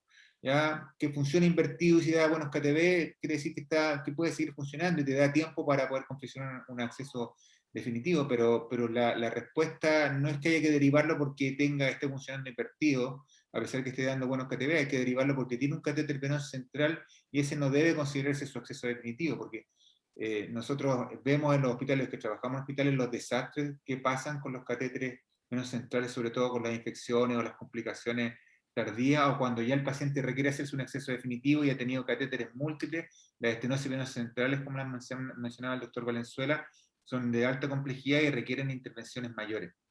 Así que la respuesta a eso es que la derivación de ese paciente no es por un problema de KTV o de flujo, sino que porque tiene un catéter venoso central. Otra pregunta que viene interesante, ¿qué periodicidad se recomienda realizar los estudios funcionales del acceso vascular? Doctor Pizarro. A ver, en general, es un tema bien interesante el del seguimiento. La realidad, lamentablemente, es que los pacientes, uno les confecciona la fístula, les hace el control de alta, y yo en general a prácticamente todos los pacientes les recomiendo que vuelvan a un control a los 6 meses. Si el control al sexto mes tuviera bien, digamos, esa fístula no tuviera disfunción, uno podría hacer un control anual, digamos, de ese paciente, y ese más o menos sería la periodicidad de controles. Obviamente que lo ideal es cada vez que uno controla al paciente, debiera tener el estudio funcional. Es decir, cuando viene al sexto mes, venga con un estudio funcional, porque permite entonces complementar la evaluación clínica de la cual hablábamos, ¿no es cierto?, con estos elementos que básicamente objetivan una eventual disfunción. Así que esa es la respuesta. Ahora, el problema de fondo es que no tenemos seguimiento a los pacientes. Nosotros incluso recibimos en ASOI muchos pacientes que vienen derivados desde hospitales, y cuando nosotros le damos el alta, y muchas veces incluso necesitando que el paciente volver a verlo en algún tiempo, por cualquier detallito, es muy difícil que ese paciente vuelva, porque obviamente es reemplazado por el paciente que viene a su primer acceso o que viene por acceso ocluido o disfuncional, y va quedando atrás el problema de la prevención. Yo creo que ese es un gran punto que tenemos que atacar, y debería estar totalmente normado. O sea, el paciente que hace su fístula debiese venir al sexto media control, debiese venir a su control anual y debiese siempre venir en forma estandarizada con un estudio funcional. Esa es mi opinión, por lo menos. Perfecto, de acuerdo, doctor Pizarro. Otra pregunta respecto a pacientes que acuden a un servicio de urgencia porque tienen sangrado significativo o una hemorragia importante el acceso y les realizan un vendaje compresivo. ¿Qué tan perjudicial es para la fístula, doctor Valenzuela?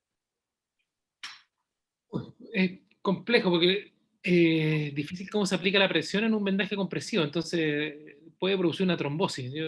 Obviamente cuando hay algún sangrado, la compresión es en el punto que está sangrando, ojalá con un dedo, y si no con una gasita, pero un vendaje circunferencial, si es que es mal aplicado, puede generar una trombosis el acceso.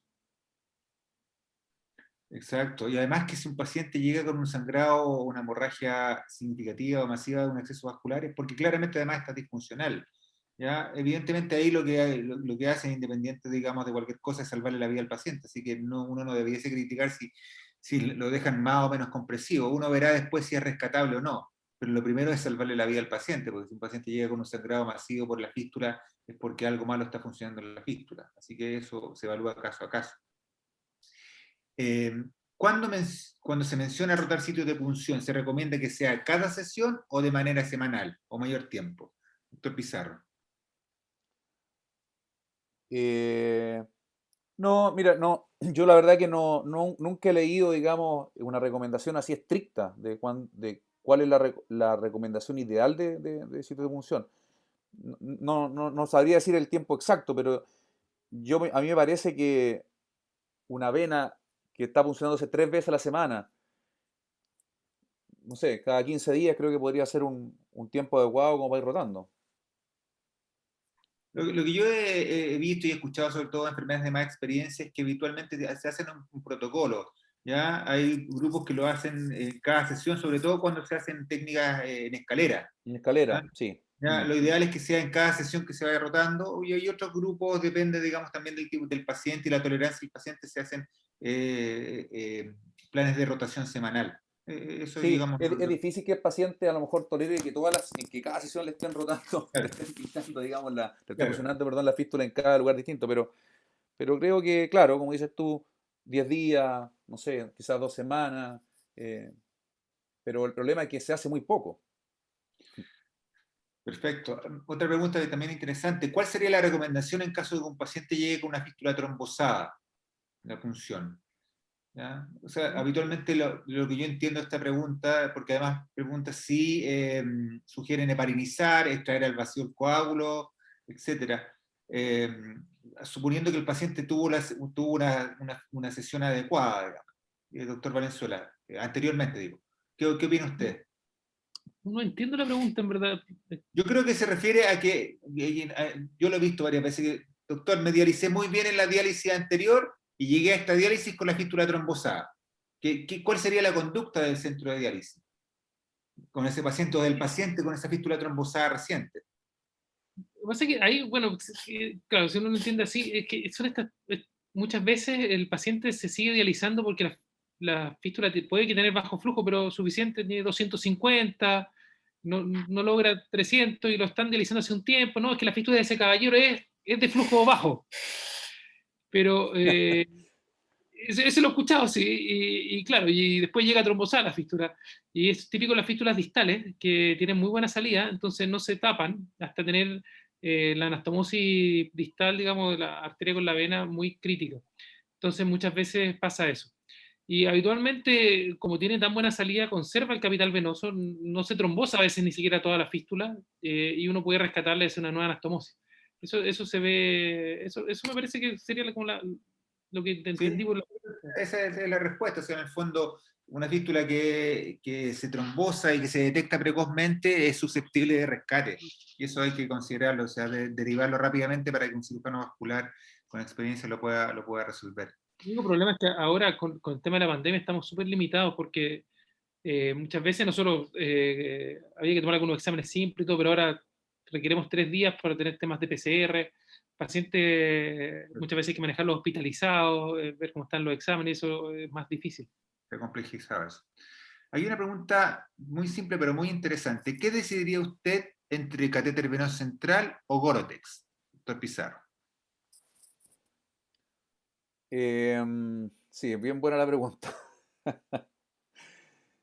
A ver, yo creo que es difícil responderla porque en general nosotros cuando comparamos una fístula, esta es una opinión, les voy a dar una opinión personal, puede ser que alguien difiera de esto, pero cuando uno compara un catéter, estamos hablando de un tunelizado obviamente, ¿no es cierto? Con una fístula nativa, no hay donde perderse, porque obviamente tanto la incidencia de complicaciones como las permeabilidades primarias, qué sé yo, del acceso nativo, no tienen ninguna comparación con el catéter. Pero cuando estamos hablando de una fístula protésica, sabemos que se nos vienen hartas, a pesar de que lamentablemente en el colectivo muchas veces, sobre todo en los pacientes o incluso en los familiares de los pacientes, está el concepto de que la fístula protésica es como la ideal. Sabemos que cuando le hacemos una fístula protésica a un paciente, nos estamos ganando algunos problemas, ¿cierto? De partida, tenemos que ser muy honestos con el paciente en explicarle que las permeabilidades primarias de las fístulas protésicas, nosotros la hemos ya visto, ¿no es cierto? Permeabilidades actuariales, sabemos que son de 18 meses, 24 meses. No nos extraña, digamos, que una fístula a los 2 años se nos tape, una fístula protésica, porque la verdad que sabemos que, eh, sobre todo si no llegamos a tiempo, quizás a detectar alguna disfunción, no son de una permeabilidad muy prolongada. Segundo, como es un vaso artificial de alguna manera, ¿no es cierto? Tiene todos los problemas de esto en el sentido de, por ejemplo, producirse varios pseudoaneurismas en los trayectos puncionables que no se van reparando. Tenemos el problema de la infección, que no es menor, digamos, ¿ya? Tenemos el problema del síndrome de robo. O sea, nos estamos ganando varias complicaciones potenciales al confeccionar una fístula protésica en un paciente, ¿ya? Por otro lado, si analizamos cuáles son las permeabilidades de un catéter bien cuidado, ¿no es cierto? Nosotros vemos que en promedio, ¿cuánto dura? 2 años, ¿ya? También tienen algunos riesgos que nos estamos, ¿no es cierto?, ganando con ese catéter. Tenemos el riesgo de la infección, el riesgo de, ¿no es cierto?, de generar estenosis venosa central. Entonces, cuando uno los pone en la balanza, yo no sé si existirá algún trabajo que los compare mucho. Uno habitualmente siempre más bien va a optar por hacerle la fístula al paciente. Pero si uno analiza quizás ítem por ítem, no tengo tan claro una ventaja así tan superior de la fístula protésica respecto a un catéter, no sé, yugular derecho, bien puesto, digamos, con buen funcionamiento. No podría responderlo así de forma tan categórica que la fístula protésica es enormemente más, digamos, ventajosa. Claro. Yo creo que es bueno discrepar a veces en algunas cosas y aquí probablemente yo discrepo un poco con el doctor Pizarro. Yo también. Si hay elementos en la literatura que demuestran que claramente la fístula protésica es mejor que un catéter respecto a varios elementos, pero aunque fueran en términos generales similares respecto a posibilidades de infección, complicaciones, y hay un elemento, digamos, que yo lo he escuchado de muchos pacientes, que es yo te diría, la libertad que te da no tener un catéter puesto, ¿ya? En general, un paciente que tiene una fístula, aunque sea protésica, le permite, doctor, por fin me voy a poder bañar tranquilo, ¿ya? Por lo tanto, cuando uno tira la raya para la suma, siempre una fístula, aunque sea una fístula protésica, va a ser mejor que un catéter, ¿ya? Esa es mi opinión y bajo esos argumentos, digamos.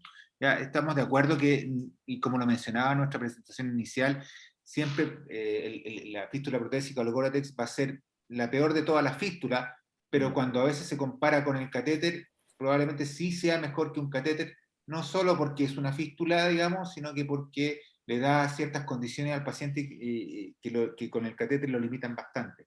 Esa es mi opinión.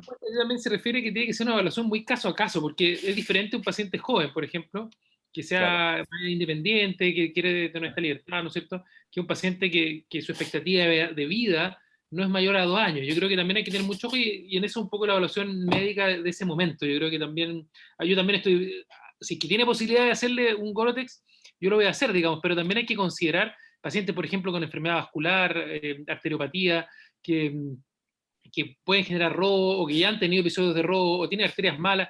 Todos esos elementos hay que ponerlos en la balanza. Obviamente, si es que el paciente es un buen candidato para hacerlo, va a ser mejor, pero hay que Sí, tener esa hay otra que ser bien cuidadosos ahí porque los pacientes, por ejemplo, hay muchos pacientes, y eso creo que lo vemos en el día a día, que se sienten muy cómodos con su catéter. Entonces, ven con muy malos ojos, de alguna manera, que el doctor, ¿por qué me hizo esta fístula? Ahora estoy con este problema de robo, ahora estoy con este celulitis del brazo, ahora estoy con esto otro, o no me duró tanto como yo quería que me iba a durar, me duró 1 año y se me tapó, etcétera, etcétera. Entonces, sí, probablemente en términos generales yo no es que no discrepo con eso, ¿ah? Yo también se la hago, ¿no?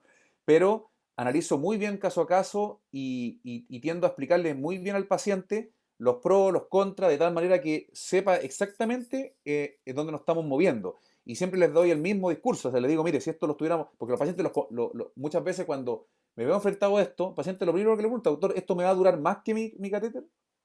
O, doctor, ¿esto me puede traer algún problema?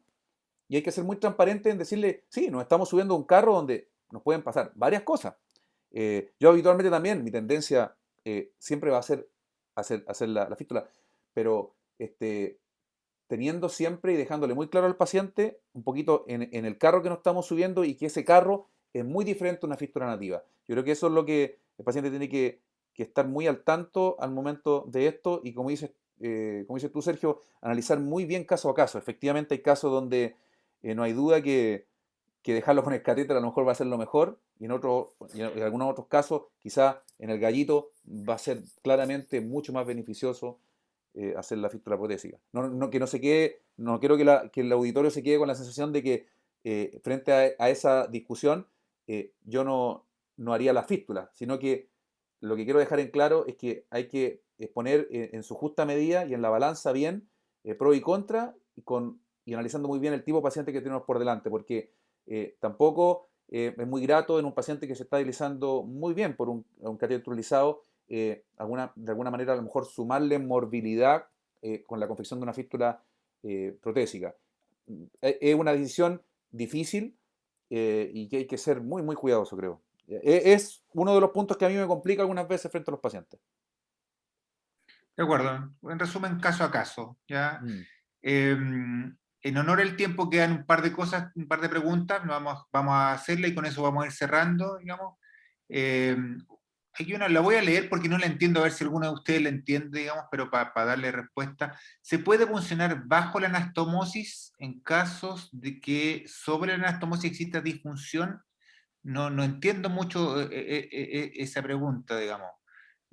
Funcionar muy cercano a la anastomosis o bajo esta puede ser complicado porque recuerde que la anastomosis está hecha a nivel de la arteria y una arteria es la estructura que da irrigación al segmento más distal a donde está la fístula, ya sea al brazo, al antebrazo o la mano. Así que no es muy recomendable pinchar muy cerca de la anastomosis porque si dañamos la arteria podemos perjudicar el flujo de la extremidad. Así que si entiendo la pregunta, digamos, no es la recomendación, digamos. Yo creo que No. también se refiere que en ocasiones existen fístulas que se desarrollan por venas colaterales hacia abajo o incluso en otros lugares, digamos, donde Mm. no esperaría.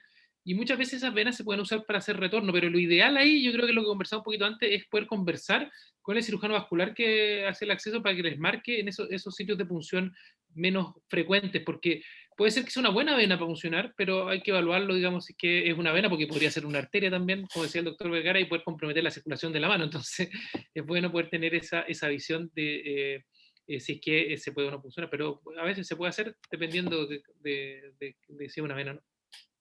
Perfecto. Otra pregunta es si un catéter transitorio puede generar estenosis si se demora la instalación de un acceso definitivo.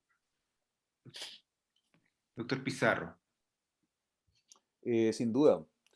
Si bien los catéteres transitorios en cuanto al frenchaje, al diámetro que tienen, son bastante más finos, eh, y en teoría, digamos, son menos dañinos en ese sentido en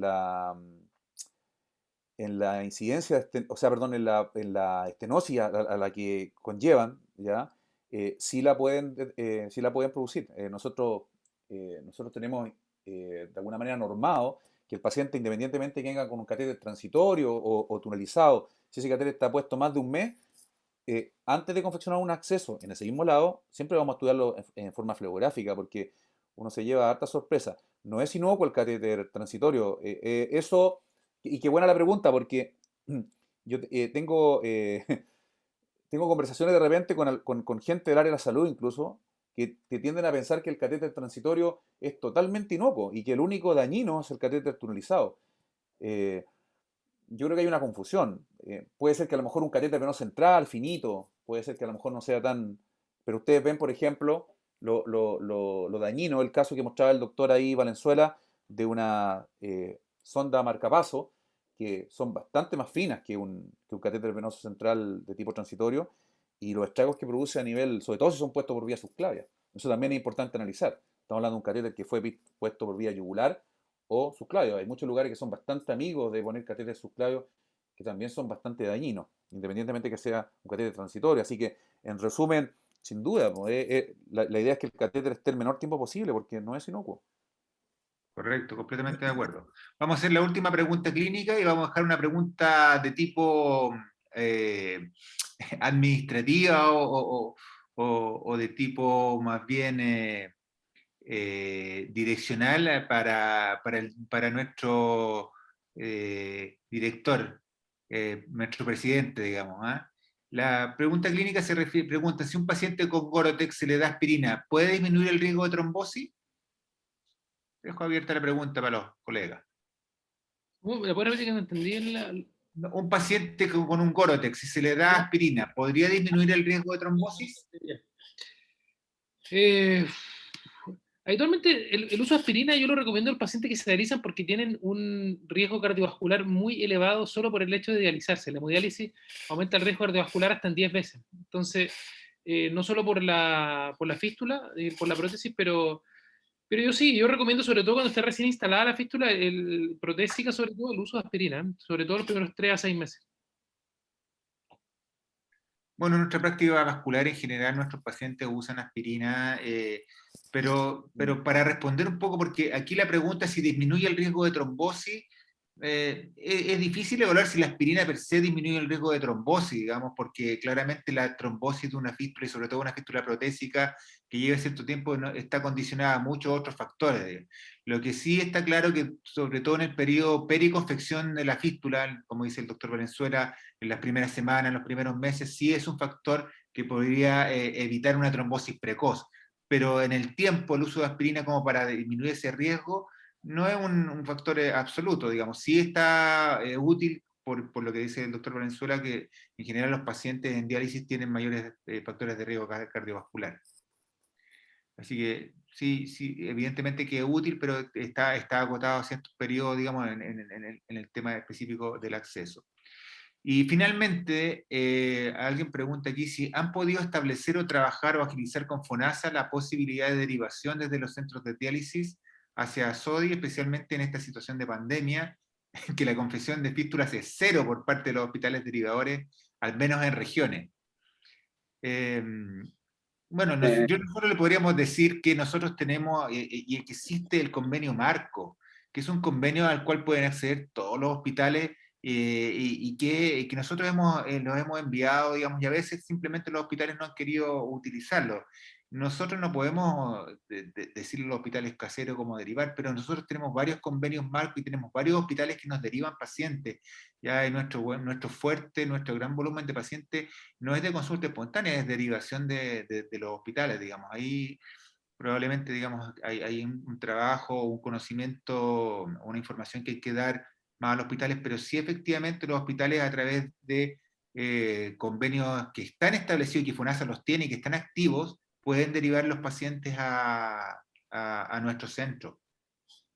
Y el otro tema es que hay harto desconocimiento algunas veces en los hospitales respecto a las formas, este es como una patología GES, habitualmente una patología que viene financiada de alguna manera, ¿no es cierto? Todos los hospitales, por chiquitos que sean, tienen una cantidad de pacientes mensuales más o menos, o anuales, que de alguna manera requieren un acceso. Eso está estudiado año a año, se van revisando las cifras, pero eso como cada paciente que de alguna manera cae en insuficiencia renal tiene un registro GES que respalda eso, es bastante fácil llevar esa información. Efectivamente, el mercado público, sobre todo los hospitales autogestionados, tienen una gran cantidad de herramientas para ir al paciente, desde convenios marcos, ¿no es cierto?, compras de servicios, licitaciones, compras ágiles. Hay un sinnúmero de herramientas de compra de servicios o de compras de alguna manera de procedimientos al ecosistema que muchas veces se ignoran a nivel de la planta administrativa en los hospitales. Hay que trabajar eso. Yo creo que, por ejemplo, lo que es mercado público es una fuente infinita, digamos, de oportunidades de trabajar y de alguna manera, por una parte, que el Estado, ¿no es cierto?, pueda dar solución a un montón de problemas, sobre todo cuando están financiados por ley GES, y por otro lado, los prestadores, tanto individuales como privados y públicos incluso, ¿no es cierto?, dar también solución a quienes lo requieren. Hay harto de eso, digamos, que explorar, creo yo. Bien, mira, nuestra asistente social, Beatriz Moscoso, levantó También la ha mano. levantado la mano. Sí, Así que va a hacer un aporte muy importante. Aquí nos va a dar una buena información al respecto. le Beatriz, por podemos favor. dar a la palabra a Beatriz Moscoso, si la podemos buscar, Mónica, y mientras tanto decirles que efectivamente, como dijeron los doctores, hay una garantía GES que debería, en todo caso, cumplir con la confección de fístulas y la derivación que tienen los hospitales a centros privados, como la SODI, que es un centro privado que se dedica a hacer las fístulas. Es muy importante también que este tema lo conozcan los pacientes y lo eduquen, aunque se presenten a la oficina GES cuando tienen una orden de su médico tratante, ya sea del hospital o de la clínica donde se tratan, y esta orden indica la necesidad urgente de hacerse una fístula. En ese caso, el GES tiene esta garantía, que es una garantía estatal, y que tiene un tiempo determinado para que esta cirugía se haga. Y en ese tema, nosotros como ASODI estamos muy gratos de poder recibir a todos los pacientes, verlos y, bueno, aquí los vasculares, excelentes vasculares con los que trabajamos, van a poder guiarlos y darles la mejor resolución y ojalá poder tener una fístula. Hay que recordar que a nivel país cada vez se ha ido incrementando el uso del catéter transitorio, que se ha llamado. Primero era un catéter transitorio, algunas veces lo ponen como catéter más permanente, pero sin duda alguna esto dificulta, como se ha visto en las exposiciones, que el capital venoso se va deteriorando y para SODI como institución está dentro de los puntos con los que trabajamos, es ojalá buscar la satisfacción del paciente en el tema de tener un acceso vascular a través de una fístula para tener una mejor calidad de vida. Sí. Beatriz, Eso por favor. yo creo Sí. que Beatriz puede acompañar también con algún tema sobre eso. Sí, para complementar un poco lo que acaban de decir de las distintas maneras que tienen los hospitales para poder derivar pacientes, algo súper importante es que efectivamente, como es una patología GES, hay garantías. Por lo tanto, si hay incumplimiento de esta garantía, necesitamos enseñarle a los pacientes que es necesario hacer... dejar estipulado que hay un incumplimiento de garantía, un reclamo, hay una gestión de reclamo que está detrás del tema GES, porque si no cumplen, existe también el segundo prestador y muy poca gente accede a eso porque efectivamente no hacen el reclamo, porque entienden el reclamo como una herramienta como negativa en realidad y no lo es así, porque yo he estado en reuniones con FONASA donde nosotros hemos planteado muchas veces el problema del tema de los accesos vasculares, pero cuando y ven la cantidad de reclamos son muy bajos. Por lo tanto, es necesario también que las personas conozcan cuáles son los mecanismos. Nosotros a veces hemos orientado a pacientes y efectivamente al hacer su reclamo han sido derivados por segundo prestador o lo han resuelto en su hospital, pero existen esos mecanismos. Nosotros durante el año a veces hacemos algunas capacitaciones con FONASA junto con la Superintendencia de Salud, quienes ellos fomentan harto que se utilicen este método, este mecanismo. Así que existen varias alternativas y también es necesario que nosotros capacitemos y le enseñemos también a las personas que tienen que ejercer sus garantías. Eso. Y ante cualquier consulta, yo creo que Beatriz Moscoso las atendería con todo placer, así que si tienen como enfermeras, prestadores, como médicos, tienen alguna consulta, la pueden hacer también con todo gusto a través de nuestros asistentes sociales, Beatriz Moscoso, la que ha hablado, Andrea Anticán también, que les pueden guiar para tener esta prevención con el reclamo GES y la derivación también que pueden existir a través de los hospitales y todo, se pueden hacer convenios marcos o convenios guiados. En definitiva, la idea es que el paciente pueda vivir mejor y para eso está nuestra institución. O sea, nuestra institución está para brindar al paciente una mejor calidad de vida. Perfecto. En honor al tiempo, yo creo que vamos a dar ya por terminada este webinar.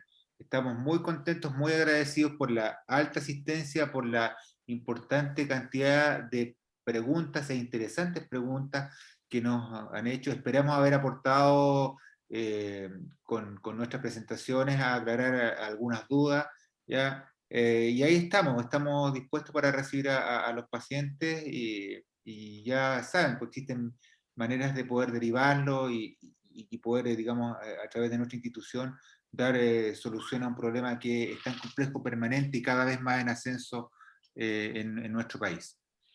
Eso. Así que Bueno. muchas gracias a todos. Muchas gracias, Jorge, Nos veremos Miguel. en una próxima oportunidad. Gracias. Un Muy gusto. bueno el webinar. Muchas gracias a todos, muchas gracias. Que estén A muy todos los bien. doctores, a todos los participantes. Hasta luego, buenas noches. Buenas noches. Buenas noches, gracias. Chao. Muchas gracias, buenas noches.